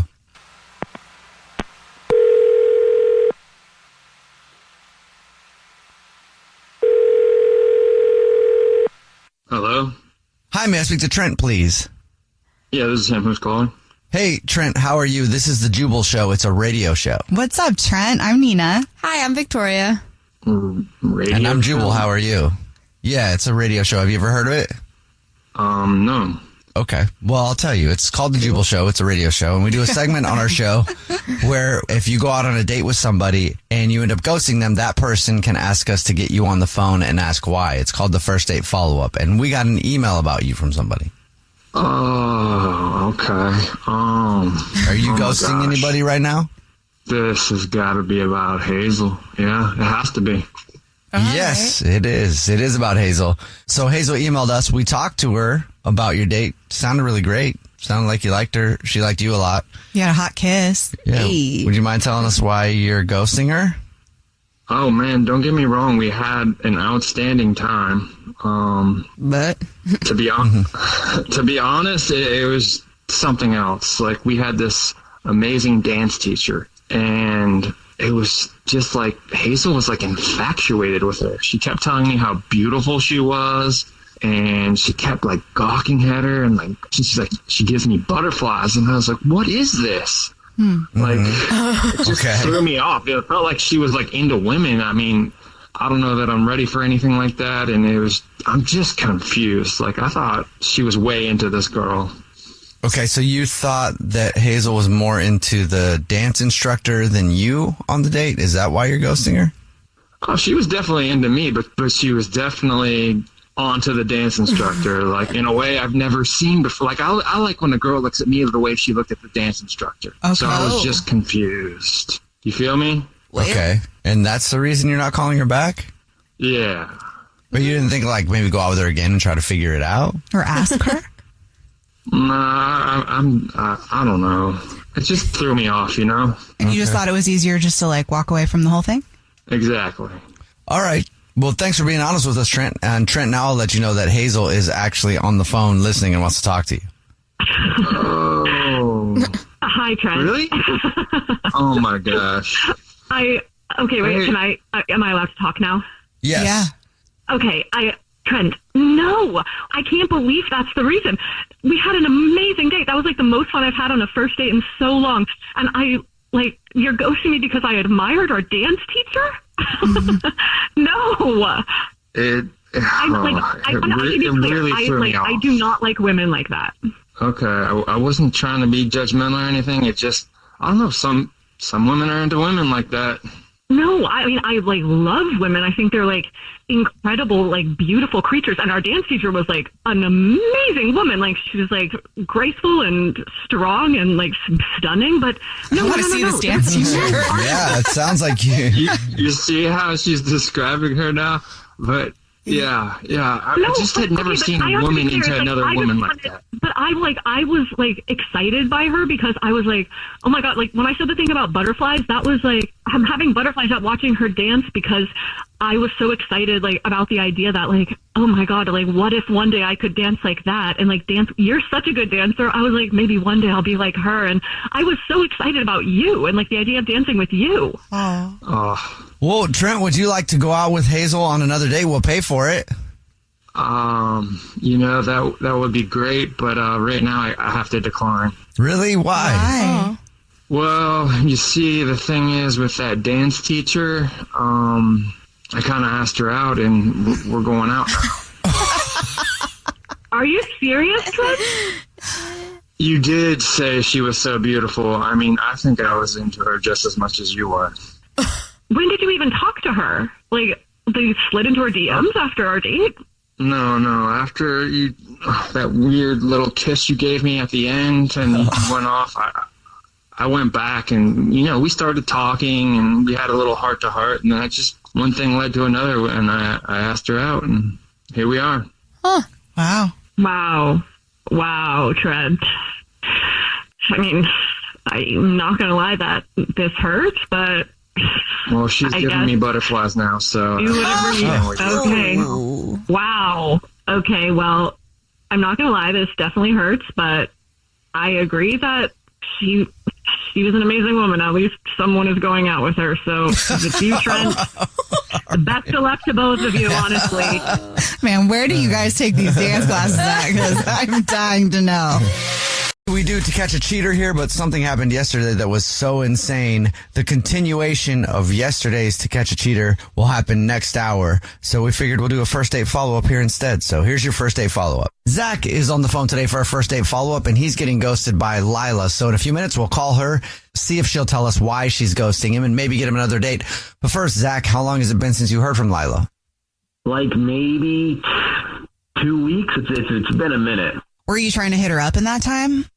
So I did message her a few times, and I may or may not have sent some memes, but good ones, okay. Funny, jokey ones, not desperate memes. Okay, not memes of somebody crying with a phone, wondering why nobody's called them back, funny memes to try to get him No. I mean, somewhere in between those two. Solid. Okay. I don't know how that is going to play out, but let's go backwards. Why don't you tell us about the date, Zach? How was it? I mean, I thought the date was fine. I thought everything went well. Basically, it's actually kind of cool. I thought, spice it up. First date's usually boring. Let's do an escape room. So it was fun, but it was low-key stressful, but teamwork, first date, go big or go home, right? Take big swings. Got some drinks afterwards. Things were obviously more relaxed and less pressure filled. Again, good sign. We stayed until the bar closed. We were just talking and I don't know. She's she's super smart, annoyingly smart, but in a good way. She's funny. I don't know. Even though I was nervous, I was laughing, but it was not just nervous laughing. You know what I'm saying? Yeah, that's good. So it ended. There was a kiss, not rom-com, in the rain, whatever moment. Okay. So, solid kiss, more than a peck, less than a makeout, So thought that was good. Yeah. Who kissed who, or was it mutual? I made the first move, but she leaned in 90 and 10, right? Like Hitch rom-coms. Right. Okay. It didn't seem like she was just kissing you because she had to. Like, yeah, I've been there. No, because that's like peck. That's like a peck, right? And then like it's quick. This is more than a peck. Okay. All right. And how did you end things with her? Like, what did she say she wanted to see you again? Anything like that? I mean, I didn't specifically say like, what are you doing next week? I just was like, all right, great. Yeah. Like, like I'll call you or whatever, I'll text you. And she's like, okay, cool. And then that was it. Is there anything that happened on the date that could have thrown it off? Like what went wrong, you think? I mean, sometimes I can get like competitive when I'm in, like playing games and stuff. So an escape room, like maybe I was getting too like passionate, I guess, to be like, hey, grab that key, like that sort of a thing. Did you freak out at all? Like a huge freak out or something? No, we escaped, which was nice. It wasn't one of those like horror ones where like zombies eat you if you don't get it. It was just like, hey, escape the room. It gets hectic and a little stressful, but like in a good way. Okay. And so I felt like it's possible that maybe I rubbed her the wrong way by being like, oh, hurry up, grab that key. And, but she was kind of doing the same thing to me. So I don't know. So like, be honest with yourself. Was it more like giving orders or was it like more of a playful, you do it, no, and then I'll do this? I want to say it was playful, but it might have been orders. I don't know. That's the thing is sometimes you can't see yourself. If I was like standing outside myself watching, maybe. But I'm saying I know I can get like that. I just don't know if that's how it came across. Or maybe she read it wrong. Maybe you threw a look and you weren't like annoyed at her, but you maybe were thinking about something. And she's like, oh wow, you know what I mean? That happens. Yeah, that happens. Maybe, yeah, I don't know. Give me the key. How stupid are you? I was going to say on a scale of 1 to 10, how condescending. Brain in there. What the heck? Are you just hot? Is that it? That would kind of explain a lot. That would probably not get you another date. Most definitely not get you another date. I don't think I did that. Pretty sure I didn't do that. Good. Cool. All right, man. Well, we'll play a song, come back, and then call her and see if she'll tell us why she's ghosting you and maybe get you another date, okay? Appreciate you. On the latest episode of Next Question with me, Katie Couric, I sat down with Bernie Sanders, who is 84 years old, has spent 34 years in Congress, and he can still pack a rally with people a quarter of his age. Denver, 34,000 people come out. Salt Lake City, 20,000 people out. Huge turnouts. People are really dissatisfied about the status quo. His Fighting Oligarchy tour with AOC and other young progressives has become a movement. But is his message too far to the left? Well, he certainly doesn't think so. Does that sound like a radical idea, Katie? Is that too far left for you? Okay, wait. I get your point, Bernie. We talk about the billionaire class, the cost of living, and of course, the government shutdown, not to mention the current state of the Democratic Party. To me, the failure of the Democratic Party has been an unwillingness to recognize the real issues. Open your free iHeartRadio app, search Next Question with Katie Couric, and listen now. Hey, I'm Nora Jones, and I love playing music with people so much that my podcast called Playing Along is back. I sit down with musicians from all musical styles to play songs together in an intimate setting. Every episode's a little bit different, but it all involves music and conversation with some of my favorite musicians. Over the past 2 seasons, I've had special guests like Dave Grohl, Leve, Rufus Wainwright, Remy Wolf, Mark Rebier, Mavis Staples, really too many to name. And there's still so much more to come in this new season, including the powerful psychedelic duo Black Pumas, my old pal and longtime songwriting friend Jesse Harris, and the legendary Lucinda Williams. Listen to Nora Jones is Playing Along on the iHeartRadio app, Apple Podcasts, or wherever you get your podcasts.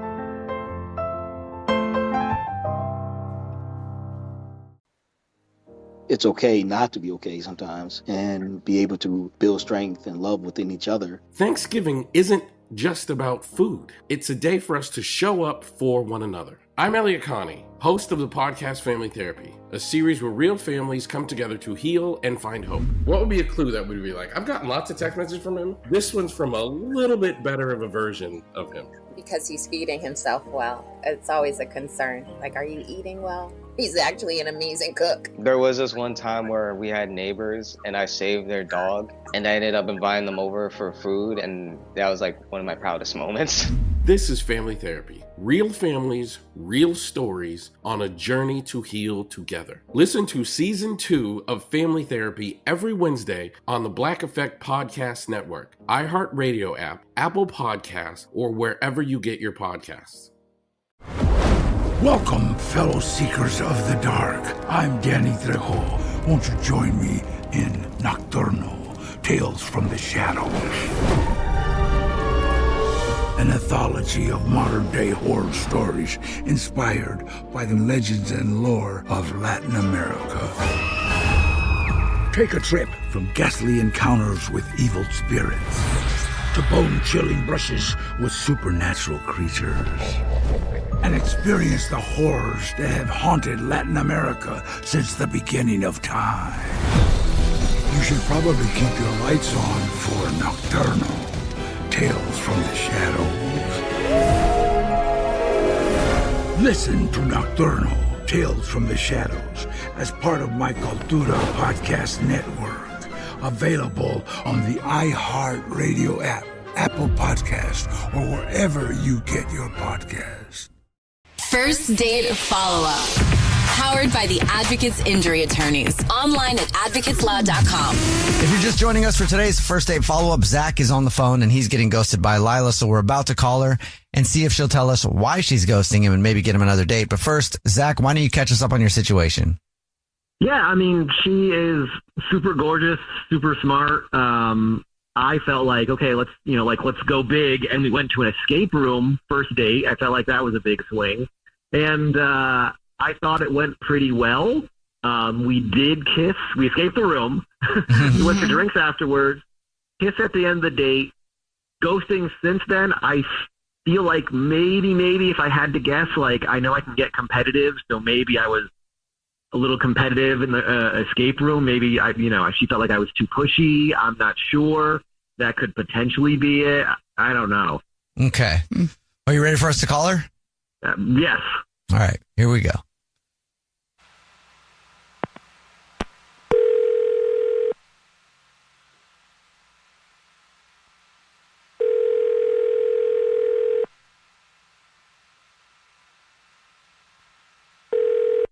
Hello? Hi, may I speak to Lila, please? This is Lila. Hi, Lila. How are you? My name is Jubal. I'm calling from a radio show. It's called The Jubal Show. Hi, Lila. I'm Nina, also on the show. Hi, and I'm Victoria. Wow. Hi. So this is one of those radio shows? What's going on? It is. It's one of those. Have you ever listened to The Jubal Show before? I'm sure here and there, I guess. I don't know. I usually just kind of listen to whatever's on my phone, I guess. Okay. Well, hopefully it's us sometimes. If it isn't, that'd be awesome. That'd be cool if you would check it out. But anyway, we do a segment on our show and it's called the First Date Follow-Up. What that is if you go on a date with somebody and you end up ghosting them, they can email us to get you on the phone and ask why you're ghosting them. So we actually got an email about you from someone who does have us on their phone. Okay. Oh my God. So people actually do this. I think this on TikTok, but I didn't think this was real. Okay. Yeah, they do actually do this. And you're one of those people right now. How's it feel? Yay. Congrats. I don't know. and wait, what is this about? I'm so sorry. What is this about again? Well, you went on a date with a guy named Zach recently. Okay. Yeah. And Zach said he really liked you, but he hasn't heard from you since the date. It's been like 2 weeks, and he's wondering if you wouldn't mind telling us why you're ghosting him. Oh, I mean, yeah, I'm ghosting him because he's a liar. A liar. What was he lying about? I thought the date was fun and cute, but after the date, I just realized that I can't really trust anything he says. Okay. And hold up. What can't you trust what I said? What did I say? That was a lie. I wasn't lying. Lila, that's Zach. He's actually on the phone listening and wants to talk to you, and I just couldn't wait. Oh my God. Hi, why am I a liar? Because we went to an escape room and he basically told his whole backstory that was not true to the escape room staff to get extra clues. To be able to come up with a lie that quick is just disturbing to me. That's Like, that's not okay. You think the fact that he came up with a lie real quick, like in an escape room, is like he'll do that all the time? Is that what you're saying?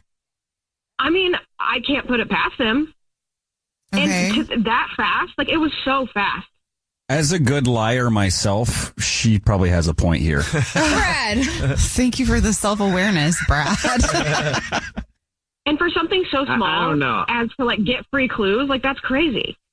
Wait a minute, hold up. I got the clues right. We needed to get out of the escape room, right? Like, I'm competitive. I wasn't lying. I didn't lie to them and tell them, like, something. I don't understand that. I'm not lying. I'm confused. Okay, but that's what a liar would say. Well, we got out of the escape room, didn't we? Like, wasn't that what we were supposed to be doing? Yeah, but at what cost? I mean, here we are. Okay. What do you consider a lie? Like, if I'm a liar, then you're a liar because you have brown hair. What is that supposed to mean? Because on your dating profile, you have blonde hair. So I guess you're a liar. Not the same thing. Saying that you have one color hair and you don't. Okay. That's not even close to the same thing, but that's however you want to feel is fine. Whatever, liar. He's triggered. Like, we call each other names all day doesn't mean it's real. Lila, would you like to go on another date with Zach? We'll pay for it. I don't think so. I just don't really think I can trust him, to be honest. Well, was that a lie? So you really mean you do want to go out on a date?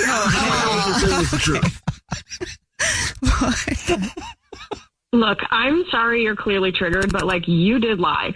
You lied, and you know what I'm talking about. I want to know. I do too. What you're referring to is what I think you're talking about. That is not lying. Just by omitting the truth is not a lie. Like, it's just... Omitting the truth is a lie. Keeping the truth from someone is a lie. That is how a lie is defined. So I'm just supposed to say everything that I know in the entire world to every person that I know to make sure that I'm not lying by not saying everything in the world. Just because I happen to know a lot about that last name, like, I could be that guy's uncle. Like, who's to say? You don't know. I don't know. What are we talking about? All right, well, Zach, I'm sorry. No second date.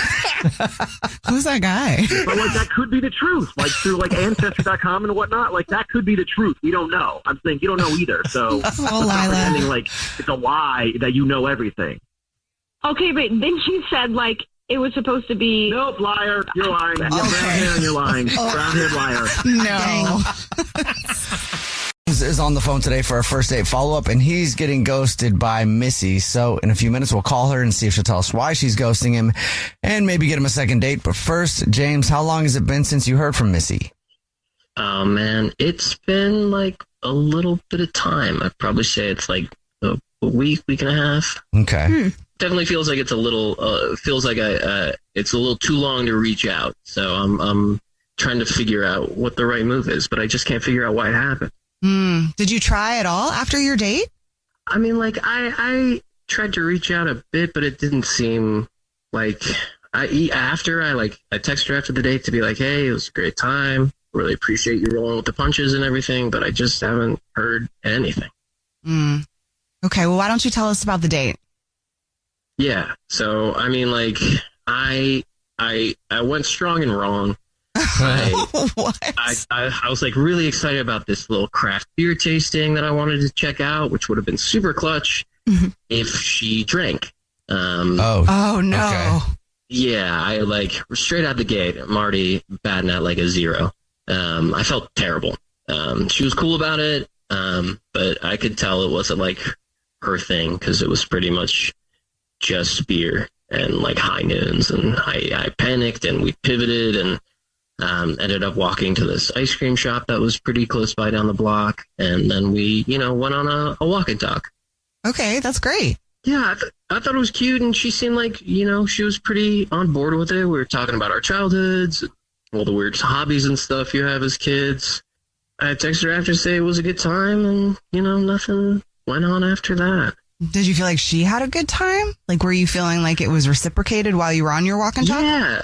I mean, the energy felt like light. We were cracking jokes with each other. She was smiling. It wasn't like the sun was still out, so it didn't feel like it was creepy or anything. I don't know. It just felt, it felt like I started so strong and so wrong that it was so hard to, to recover. Turn away from. But she was like such a good sport that I was like, you know, but I assumed she wanted to try again. I mean, yeah, because she could have excused herself right after the tasting and been like, you know, we don't have anything in common. I'm just going to go ahead and bounce. But she gave you a chance. Well, why do you think she's ghosting you? I really feel like it's the beer thing. Like, I really messed up straight out the gate, or like maybe we didn't have enough in common. I just keep thinking about it, and it just like, you know, we had ice cream, we went for a walk, we talked, and then it was over. She got this like phone call to leave, but it didn't feel real, I guess. Oh, like she had a friend, like. Yeah. So, James, this sounds like you're totally getting ghosted. What are you trying to, like, and maybe it is because of the drink thing. Are you hoping to recover? Like, what's the plan here? Like, the thing I just can't wrap my head around is, like, we had such a good time, and, like, when we were joking around, like, she did, like a full body laugh. It wasn't like I'm just humoring you because you made a stupid pun laugh. It was like like an ugly laugh. It was really endearing. It was definitely like a rocky start. It seemed like we had fun. Like we were really vibing and laughing together, and then like looked at her phone and then bye. Maybe the person that called was like an ex or something. Oh, sure. Yeah, I don't know. She got like really terrible news, and like it's just a date, so she doesn't owe me an explanation if some serious thing went down. But like, I guess I kind of want one, you know? Okay, well, we'll see if we can figure it out for you. We'll play a song. Come back and then call her and see if she'll tell us why she's ghosting you and maybe get you a second date, okay? Sweet. Thank you guys so much. All right. We'll get your first date follow-up next. On the latest episode of Next Question with me, Katie Couric, I sat down with Bernie Sanders, who is 84 years old, has spent 34 years in Congress, and he can still pack a rally with people a quarter of his age. Denver, 34,000 people come out. Salt Lake City, 20,000 people. You know, huge turnouts. People are really dissatisfied about the status quo. His Fighting Oligarchy tour with AOC and other young progressives has become a movement. But is his message too far to the left? Well, he certainly doesn't think so. Does that sound like a radical idea, Katie? Is that too far left for you? Okay, wait. I get your point, Bernie. We talk about the billionaire class, the cost of living, and of course, the government shutdown, not to mention the current state of the Democratic Party. To me, the failure of the Democratic Party has been an unwillingness to recognize the real issues. Open your free iHeartRadio app, search Next Question with Katie Couric, and listen now. Hey there, I'm Kyle MacLachlan. You might know me as that guy from Twin Peaks, Sex and the City, or just the Internet's dad. I have a new podcast called What Are We Even Doing?, where I embark on a noble quest to understand the brilliant chaos of youth culture. Daddy's looking good. Each week, I invite someone fascinating to join me. Actors, musicians, creatives, highly evolved digital life forms. And we talk about what they love. Sometimes I'll drizzle a little honey in there, too, if I'm feeling sexy in the morning. What keeps them going. And you're maybe my biggest competition on social media. Like when a kid says bruh to me. And how they're navigating this high-speed roller coaster we call reality. In Australia, you're looking out for snakes, spiders, and boys. Right. Hey, he's no Trey McDougal. No. Chill. This is like the comments section of my Instagram. Join me and my delightful guests every Thursday, and let's get weird together in a good way. Listen to What Are We Even Doing on the iHeartRadio app, Apple Podcasts, or wherever you get your podcasts. The Rich Russians Falling Out of Windows podcast is back. Sad Oligarch Season 2. Since we left you in 2023 after Season 1, many politically motivated Russian millionaires have continued to die in suspicious circumstances. We dig deeper into these odd deaths, which include everything from mushroom poisoning and mysterious heart attacks to window clumsiness and suicide by decapitation. One thing we have found since we started back in 2022 is the information on the suspicious deaths has become much harder to find. Not just that, it seems as if state-controlled media in Russia is being utilized to purposely confuse and contradict the reporting that gets put out. As you can probably imagine, Season 2 gets very weird. Listen to Sad Oligarch on the iHeartRadio app, Apple Podcasts, or wherever you get your podcasts. Hey, I'm Nora Jones, and I love playing music with people so much that my podcast called Playing Along is back. I sit down with musicians from all musical styles to play songs together in an intimate setting. Every episode's a little bit different, but it all involves music and conversation with some of my favorite musicians.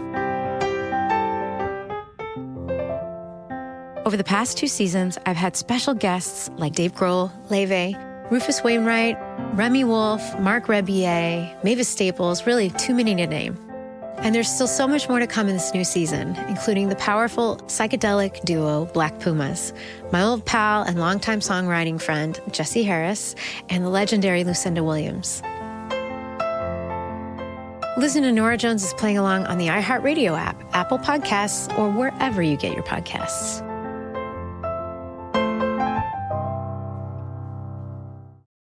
First Date Follow-Up. Powered by the Advocates Injury Attorneys. Online at advocateslaw.com. If you're just joining us for today's First Date Follow-Up, James is on the phone and he's getting ghosted by Missy. So we're about to call her and see if she'll tell us why she's ghosting him and maybe get him a second date. But first, James, why don't you recap your date for us real quick? For sure. I went to take her to a microbrewery tasting. She doesn't drink. We roll with the punches, go get some ice cream, go on a walk, have some really good talks, really good laughs. I think it's like going somewhere, and then she checks her phone, is really polite but dips, and it's been a week and change. Okay. Are you ready for us to call her? Yeah, man. It's the not knowing that's the worst. All right. Always. Here we go.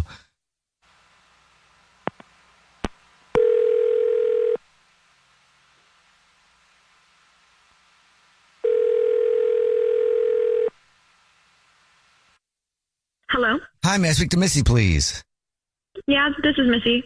Hey, Missy, how are you? This is the Jubal Show. It's a radio show. Hi, Missy. I'm Nina. Hi, I'm Victoria. And my name is Jubal. What's up? Oh, hi. Hi. What's going on? Not much. Have you ever listened to the show before? Yeah, I have. Oh, sweet. Why? Or why are you calling? Well, Missy, because we do a segment called the First Date Follow-Up. That's where if you ghost somebody, they can email us to call you and get you on the phone and ask why you're ghosting them. Oh, my God. Is this about James? Yes. Oh, okay. Yeah. It is about James. So you are ghosting James. Yeah. Okay. You mind telling us why? It sounds bad. I'm not a ghoster, okay? But he was sweet, and we did have a good time. He tried. I mean, the beginning of the day was kind of odd. I don't know. I don't know why he took me to drink, but whatever. We went past that. We took a walk. But the thing is, he took me on a walk through a junkyard. It was just a bunch of broken, rusty parts, broken down cars, loose gravel. It wasn't what I was looking for exactly. But the thing is, I watch so much true crime, and I've heard that story 1,000 times. Girls get lured into sketchy places by the nice guy. I'm not going to be part of the next podcast episode, okay? Girl, you were part of the episode. You went to the junkyard. I know you got that far. What was the plan if you were in the middle of one? Well, look, I just made up a reason to leave. I didn't want to risk it because he just seemed too into the junkyard and being there. Yeah, he didn't tell us that he took you to a junkyard. Mm-mm. Look, I don't know. It wasn't my thing. I had bad signs, and I just wanted to get out of there fast. When you say he was into it, what was he doing? Was he oh, that's a good place to hide? Well, a body. He was really taking me deep in there. And, we were getting into darker areas and just felt odd. At any point I could be trapped. Yeah. That's scary. Huh. And weird. It was weird. Yeah. All right. Well, thank you for telling us. I can see how that would be a little off-putting to be taken to a junkyard. Yes, a little bit. For no reason. I never thought yeah, that a guy would take me there. Missy, James is on the phone and wants to talk to you. Hey, Missy. Oh. James, you got some splaining to do. No, I'm so embarrassed. You thought I was luring you to a junkyard to murder you? You put it like that. Okay. I mean, now now that you say it out loud, it does sound extreme, but it was sketchy, James. I mean, that's fair. I guess if some random dude ended up wandering me into a junkyard, I'd be a little freaked out. But like, I wasn't trying to be creepy. My family didn't have a lot growing up, so like free time, my brother and I used to like go to the junkyard and like root around and either try to find stuff that we could fix up or find cool stuff that people threw away, Aww. So like we were always making the best out of a worse situation, and I guess on like some weird subconscious level, it's what I was still doing. But we were eating ice cream. I wasn't intending to go to the junkyard. It was just like right where we were, so it seemed like a trip down memory lane. It was something I feel like I wanted to share. I don't know. Yeah, James, but you could have told me that. Like, I was on edge the whole time while I was there. I mean, you would have said anything about your family, about how important it was to you, and instead, you're over here, like, bringing me into, like, the most compact areas. It's kind of gross. There's a lot of junk. It's not that glamorous. What were you thinking? You didn't like any part of the junkyard? Not when that machine was, like, crushing the cars or, like, all the cool broken glass and stuff around? No, absolutely not. No. I mean, have you done this to other girls? Like, is this your idea of like a cute to other date? girls? Wasn't my intention, but I guess like no, this was a one of a kind thing. You were the only girl I wanted to take to the junkyard. Ooh. I never thought that would sound so sweet. I swear I just wanted to make you smile. I didn't want to make you scared, and I clearly messed that up. Gosh, I don't know. I don't know how to feel about it because, like, I genuinely was scared for my life when we were there. But I mean, like, I know. Okay, I know it sounds like I was overreacting. So, not really. Well, I feel just terrible about how it ended, and if you feel like taking another risk on me, I promise I will not take you to the junkyard. We can go get some mocktails or small plates or whatever it is that is the furthest thing away from a microbrewery and trash. Actually, if you're willing to maybe go on another date, when you left, I found this cool thing that at the junkyard that like I thought would be cool to gift you. Oh, well, hey Missy, would you like to go on another date with James? We'll pay for it. Wait, you made me something from the junkyard? Yeah, there was this really. There was a lot of hidden potential behind this thing that I saw, so I made you something and thought it would look good on you. Wow. I mean, yeah, that's unique, I guess, but thank you. Is that a yes, Missy?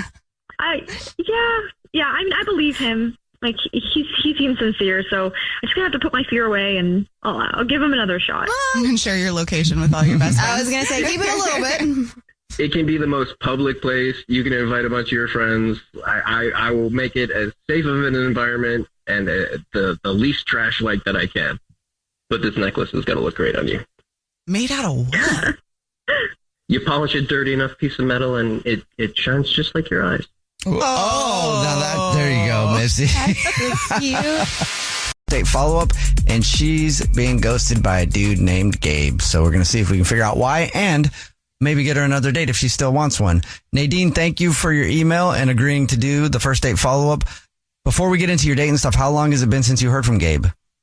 It's been a pretty long time, maybe just like a week or so. What was the date like? It was literally perfect. We had the best time. Everything was in line. We have, we both have German Shepherds and everything. One kid, everything seemed great. We had drinks and it was just such a good vibe. So I really thought it was something special. Well, you guys even matched dogs? Yeah, that's when you know. I was going to say, man, that sounds like it's meant to be. That was some universe stuff there. For real. Okay. Well, tell us a little bit about your date. So we went to, just get drinks and food, and we played darts and lots of games, and, I did beat him at all of them. I can't not. I have to. So we just talked about our dreams. He was really sensitive and nice, and I felt like the conversation just flowed, which is super important, and he made me laugh. And again, that's like my number one thing. So, Yeah, so it was really fun. And, I kind of wanted to wind down, but he wanted to keep going, which I thought was a good sign. So then how did the date end? Were you guys like kissy or like anything like that? Yeah, definitely like flirty, touchy, kissy. So that's why, again, I thought I was like so sure I was waiting for a text from him or something, like right afterwards. But literally nothing, just silence. And so I thought things were going so good. So I was so surprised when I didn't hear anything. And I don't know if I did something. That's the worst. I don't know if I did something or what's going on. But, that's the worst. I'm like, what could I have done different? Was there anything that you think could have been why he's not calling you back? Like, did anything kind of strange happen? I don't know. Maybe, again, like I did beat him at all the games. I don't know. Sometimes, the guy's ego could be hurt by that. Yeah. We have had that happen on first date follow-ups before where that's the problem. And it's like, calm down a little bit. Yeah. Like, I don't care if she was the love of my life. She beat me at skee ball twice. Someone loves skee ball. That's my favorite game, actually. Yeah, skee ball's fun. So good. Okay, so other than that, is there anything else that happened that you can think of that would be a reason that he would ghost you? I don't know. Maybe like I said, I'm kind of a homebody-ish. So maybe the fact that I was like over it. So like not over the date, but just like I was like thought it was time to go home. But again, he wanted to keep going. So maybe that was something. Like there wasn't really much silence or anything. So that's why I was confused. Could he have wanted something more rather than just like y'all separating at the end of the night? Just ask her. Do you think he wanted to smash? Oh, okay. Well, I didn't even think about that. Try taking it in a nice way. I don't usually do that. So maybe he was thinking something else was going to happen. But, I was looking for something like long-term-ish. I'm older now. So definitely thought he was looking for something more serious. So I thought, that was happening. But you guys could be right. Well, we'll see if we can figure it out. Play a song, come back, call him, and then try to find out why he's ghosting you and maybe get you another date if you still want one, okay? All right. Perfect. Thank you so much. Thank you. You'll get your first date follow-up right after this. Right in the middle of your first date follow-up, if you're just joining us, Nadine is on the phone, and she's getting ghosted by Gabe. So we're about to get Gabe on the phone and see if we can find out why he's ghosting her and maybe get her another date. Nadine, before we call him, refresh everybody's memory on your date with Gabe. Yeah, so we went out. We had a really fun time. Everything was going super great. We clicked. We talked the whole night. He wanted to keep the night going, even if I was a little tired.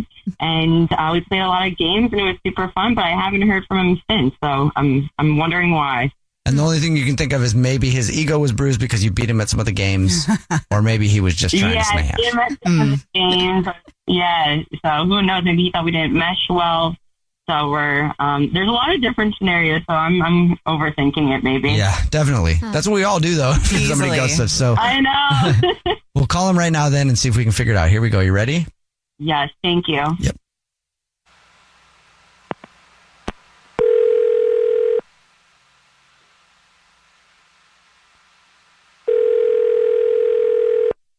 Hello, this is Gabe. Hey, Gabe. What's up? This is Jubal. My name's Nina. I'm here with Jubal. And I'm Victoria. Hi. Who are you guys? It's a good question. It's a radio show called The Jubal Show. There's three of us on the phone with you right now. Oh, okay. We're calling you because we got an email about you from one of our listeners. Oh, okay. What are we doing? So we do a segment on the show called The First Date Follow-Up. That's where if you go on a date with someone and end up ghosting them, that person can email us to get you on the phone and ask why. And we got an email about you from Nadine. You went on a date with her, and then it's been a little over a week, and you have not contacted her, and she wants to know if you'll tell us why you're ghosting her. Yeah. Short version, Nadine was great. Okay. I had the best time with her, and here's the deal. Oh, that's and great. I didn't. It was great. We have the same dog. You know what I mean? Uh-huh. It's crazy. But the thing is this, and I didn't tell her this because I just wanted to go out and have a nice night. My job's sending me overseas, right? This fall, I'm going to Europe. I'm going to be going for a year, could be more, depending on how it goes. And I'm really excited about that.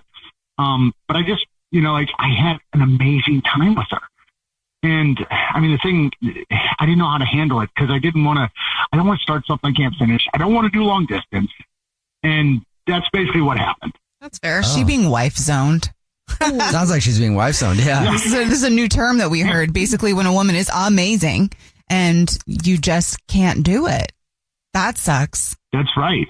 But it doesn't sound like you're wife zoning her based off of like what you would want, right? Like it's not like you're like, bro, she's just way too good. Right, like I can't disrespect her, so I'm not going to date her. No. It's just a timing thing, right? Oh. You know, like I'm in the next couple of months, I'm going to start getting ready to leave. I'm leaving the country for over a year. Yeah. So it's just straight up timing. And I don't want to, fall madly in love with this person and then jet off to Europe for 18 months. Yeah. I mean, that would be tough if you just start a relationship and you're really into him and then you have to be gone for that long. That would be hard. Yeah. I mean, I did something like this in the past and it did not work out well for either of us. And I just said to myself, when that happened, I'll never do it again. You know? Okay. Because it was so great. And because the situation is, I didn't know how to handle it. So to be honest, I'm sort of glad you guys called. I feel like I've been in a situation like this before too, and then not talking to them is the easiest way because of temptation. Really? And so it's just better to avoid it altogether because then you can just try to shut it off in your head and move forward, which sucks. Yes. But it sometimes is the easiest thing to do. Yeah. It's ghosting them. Yeah, but I mean, It's protecting everybody. Seriously, because I mean, I know for me, I would be like, okay, I'm going to get together and talk to her. And then before I know it, we'd be in a relationship and I'd be gone for 18 months. And I'd be like, this is terrible. Why did I make that decision? Right. You know? Thank you, Gabe, for being honest. Appreciate that. I should have said something to her. That's the truth. But she was. Yeah. But like you said, it's easier to do this and in a couple months I'm out of here anyhow. I mean, you did tell her, Yeah. You did tell her. Wait, what do you mean I did? Yeah, well, yeah, you did. But she's on the phone and has been listening this whole time and wants to talk to you. Oh, hey. Hey, Nadine. Hi. Hi. Yeah. The sexual tension. Seriously. Yeah, no, Did you tell how good she is at darts? Yeah, I wish you would have told me. Yeah, definitely long distance isn't something that I would want. So maybe told me, right. I could have at least had some better expectations. But other than that, I'm glad I know it's nothing I did. No, it is totally not you. You're amazing. It's been a minute since I've been out. And I haven't connected with somebody like I connected with you in a real long time. And if the situation were different, if I wasn't leaving the country, no one could stop me from seeing you again. Oh. And my heart warm too. Well, it's true. It's been a long time and I haven't met someone Nadine was wonderful and perfect in every way. And that's not something you expect when you just, So if you be open, Nadine, if you're still available when I'm back, I would love to hit you up again. Yeah, I definitely would love that too. Like I said, it was a good date. That would be perfect. And hopefully, timing will be right then. Are you sure you guys don't want just a couple nights? Yeah. Like before he goes away to make sure that this is something that you want to. That is a great idea, Nina. Hey, Nadine, would you like to go out with Gabe for a weekend at a hotel? We'll pay for it. Oh, there you go. As your next date. Yeah, definitely pay for it. I'm there. All right. Well, we'll pay for it. For real. That'll be your next date. Like spend the weekend together and see what you think. We got to ask Gabe, though. He put the hard no Gabe, on this. Gabe, what do you think? Well, look, you only live once, right? So I'd love to. Yeah. You're picking up a hotel tab and we're going out for the weekend? Yeah, that's fine by me. Well, just don't put a baby in her, otherwise you're going to be stuck for life. Right. No, you're talking about 18 months. You're talking about 18 years at that point, Gabe. Well, congratulations. Have fun at least, and let us know how everything ends up for you guys, okay? Will do. Thank you so much. Yeah, thank you. Now, if this isn't a lesson in not ignoring the universe, I don't know what is. The Jubal Show. This is an iHeart podcast. Hey, I'm Jay Shetty, and I'm the host of the On Purpose podcast. Recently, I had the honor of sitting down with the iconic Kris Jenner. Even if one of your children has been through something really difficult with their partner or an ex-partner, you still love them as part of the unit and the family. These are the fathers of my grandchildren, and that love doesn't go away when we experience really challenging times with them. Listen to On Purpose with Jay Shetty on the iHeartRadio app, Apple Podcasts, or wherever you get your podcasts. I'm Robert Smith, and this is Jacob Goldstein, and we used to host a show called Planet Money. And now we're back making this new podcast called Business History, about the best ideas and people and businesses in history. And some of the worst people, horrible ideas, and destructive companies in the history of business. First episode, how Southwest Airlines used cheap seats and free whiskey to fight its way into the airline business. The most Texas story ever. Listen to Business History on the iHeartRadio app, Apple Podcasts, or wherever you get your podcasts. On the podcast Health Stuff, we are tackling all the health questions that keep you up at night. I'm Dr. Priyanka Wali, a double board certified physician. And I'm Hari Kondabolu, a comedian and someone who once Googled, "Do I have scurvy?" at 3 a.m. And on our show, we're talking about health in a different way, like our episode where we look at diabetes. In the United States, 50% of Americans are pre-diabetic. How preventable is type 2? Extremely. Listen to Health Stuff on the iHeartRadio app, Apple Podcasts, or wherever you get your podcasts. What up, y'all? It's your boy, Kev on Stage. I want to tell you about my new podcast called Not My Best Moment, where I talk to artists, athletes, entertainers, creators, friends, people I admire who've had massive success about their massive failures. What did they mess up on? What is their heartbreak? And what did they learn from it? I got judged horribly. The judges were like, "You're trash. I don't know how you got on the show." Check out Not My Best Moment with me, Kev on Stage, on the iHeartRadio app, Apple Podcasts, YouTube, or wherever you get your podcasts.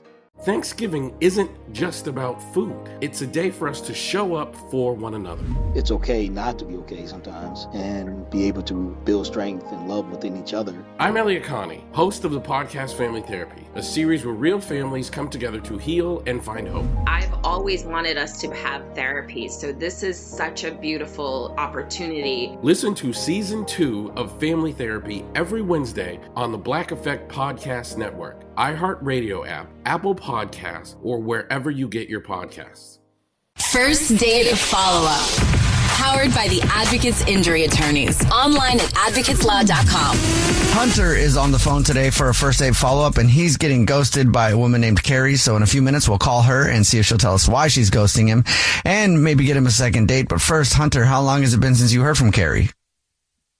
It's been like 2 weeks. Okay. 2 weeks is a long time. You stressing?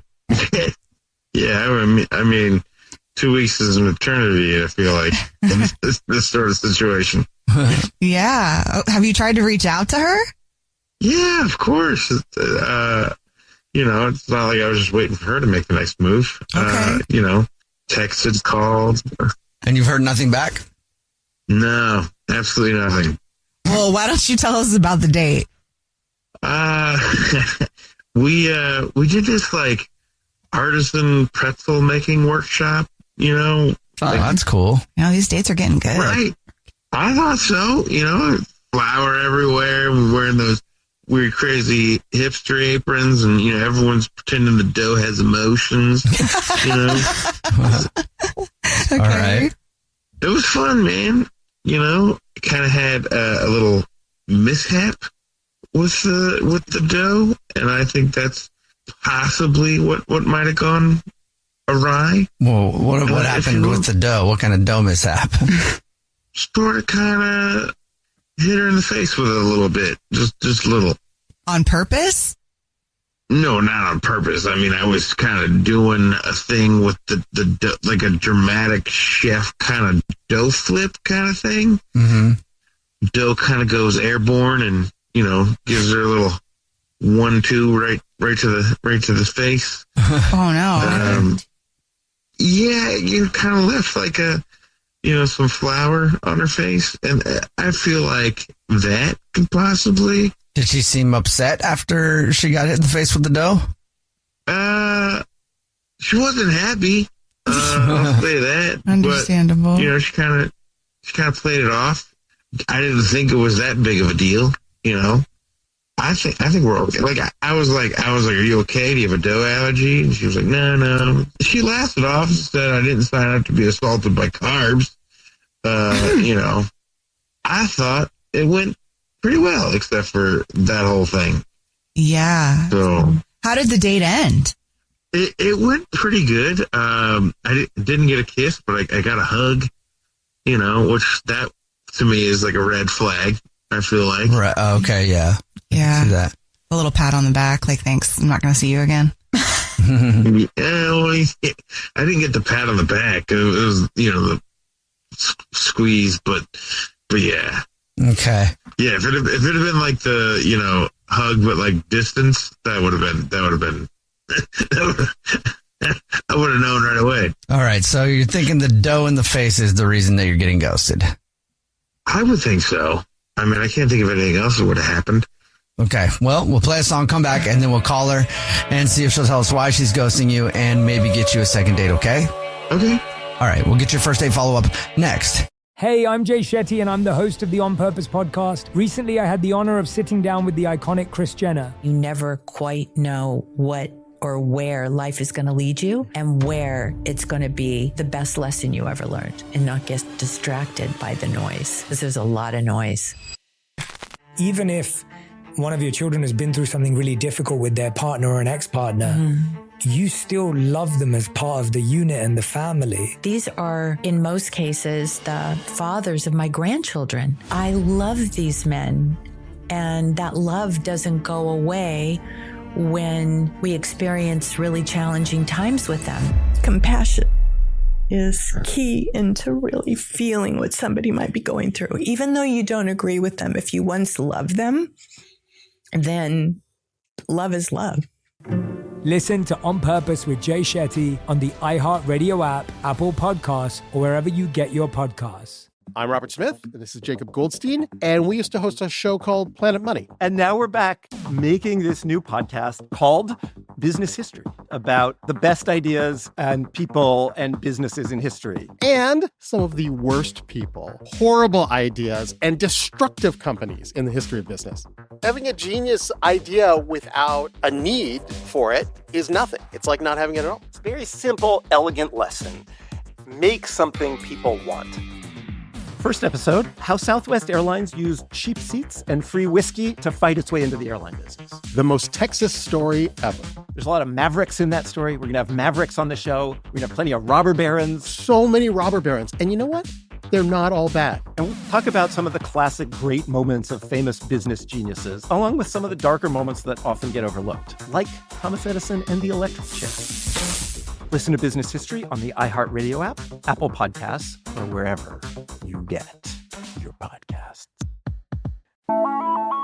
On the podcast Health Stuff, we are tackling all the health questions that keep you up at night. Yes, I'm Dr. Priyanka Wali, a double board certified physician. And I'm Hari Kondabolu, a comedian and someone who once Googled, "Do I have scurvy?" at 3 a.m. On Health Stuff, we're talking about health in a different way. It's not only about what we can do to improve our health, but also what our health says about us and the way we're living.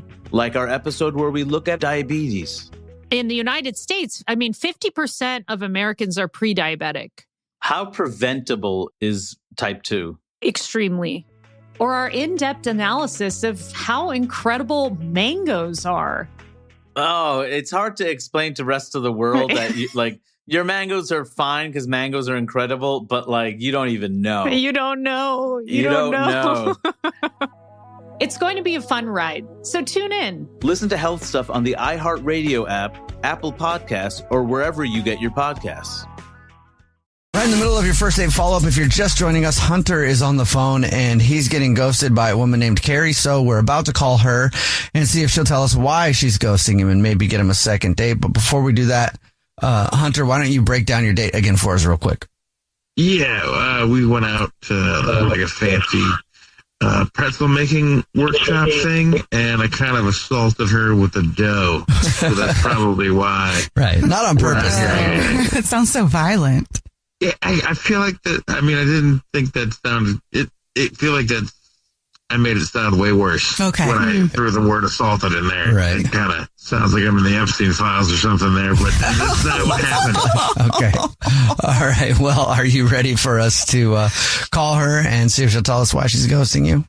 Yeah. And hopefully we can, I promise I'm not going to smack her in the face with dough again. Okay. Here you go. How sweet. We're going to call her right now. Here we go.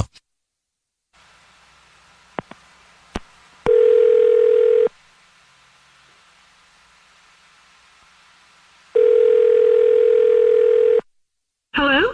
Hi, may I speak to Carrie, please? This is she. Who's this? Hey, Carrie, how are you? This is a radio show. It's called The Jubal Show. Hi, I'm Nina. Hi, I'm Victoria. And my name is Jubal. How are you? Wait. Okay. Hi. Hi. What's going on? Well, have you ever listened to the show before? I've actually seen clips of you guys on TikTok, but I've never listened. Oh, cool. Okay. We do a segment on our show called the First Date Follow-Up. That's where if you go out on a date with somebody and you ghost them, they can email us to call you and ask why you're ghosting them. And we got an email about you from somebody. Oh my gosh. Okay. Any idea who would email us? Maybe. You want to take a shot? Tell you if you're right. Maybe Hunter. Yes, it is Hunter. Good job. Yep. You win absolutely nothing. But Hunter told us about your date. He said he really liked you a lot, but it's been 2 weeks and you haven't talked to him, and he's wondering if you'll tell us. Will you? I mean, this is really awkward, but, he just wasn't my type, the way he argued with the instructor about pretzel philosophy, I guess. He was arguing with the instructor? What is pretzel philosophy? Yeah, he had a lot of pretzel knowledge, and that moment kind of stuck with me, but not in a good way. Okay. He didn't tell us anything about any argument with any instructor or anything like that. Mm-mm. Oh, he's very into his pretzels. He took it very seriously. Okay. Huh. Yeah, he told us that you guys made pretzels, and he thought the reason you weren't calling him back was because he accidentally hit you in the face with the dough. No, it wasn't the dough to the face. Honestly, that was kind of funny, though. Well, good. I'm glad you have a sense of humor about that. Yeah, that was, things happen. The rest of it was too much for me. How intense was the argument? He just was correcting the instructor quite a bit, and a little judgy of the instructor. I mean, I thought we were just coming to make pretzels and have a good time. I didn't know it was like a Food Network, we're trying to win a competition kind of thing. Okay. Okay. How did the instructor take it? I think the instructor was kind of taken back, because I don't think a lot of people take a pretzel course and drill the instructor. You know what I mean? Right. So I'm sure that he was not used to that.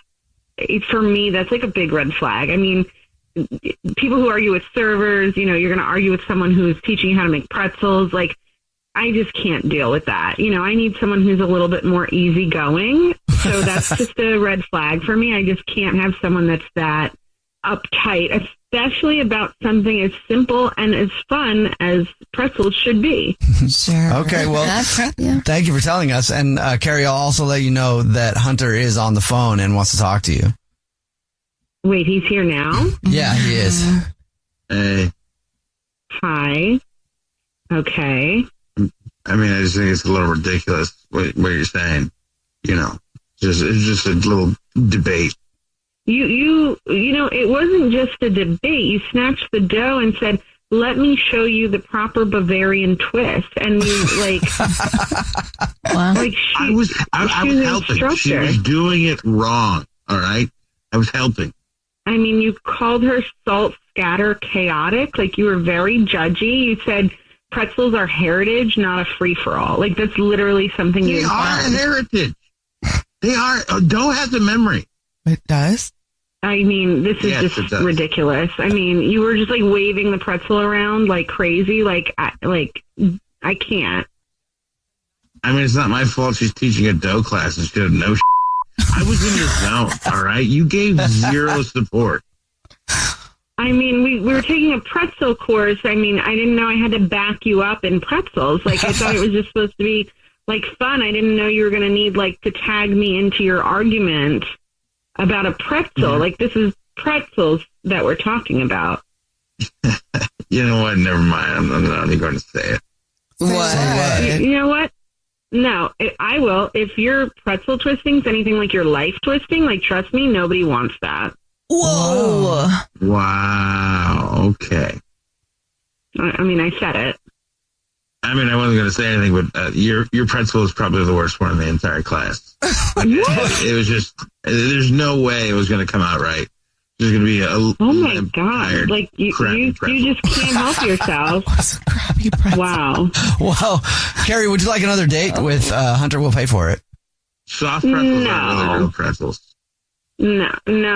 Yeah, no thanks. Yeah, if that's fine. Good. Yeah, I want someone who's got my back. Would have been nice if I had some support from you, especially when you know that what I was saying about the pretzels was right. Okay, you need therapy. Like, good luck. I can't. Yeah, you can't make a pretzel. Jubal's first date follow-up. Hey, I'm Jay Shetty, and I'm the host of the On Purpose podcast. Recently, I had the honor of sitting down with the iconic Kris Jenner. Even if one of your children has been through something really difficult with their partner or an ex-partner, you still love them as part of the unit and the family. These are the fathers of my grandchildren, and that love doesn't go away when we experience really challenging times with them. Listen to On Purpose with Jay Shetty on the iHeartRadio app, Apple Podcasts, or wherever you get your podcasts. I'm Robert Smith, and this is Jacob Goldstein, and we used to host a show called Planet Money. And now we're back making this new podcast called Business History, about the best ideas and people and businesses in history. And some of the worst people, horrible ideas, and destructive companies in the history of business. First episode, how Southwest Airlines used cheap seats and free whiskey to fight its way into the airline business. The most Texas story ever. Listen to Business History on the iHeartRadio app, Apple Podcasts, or wherever you get your podcasts.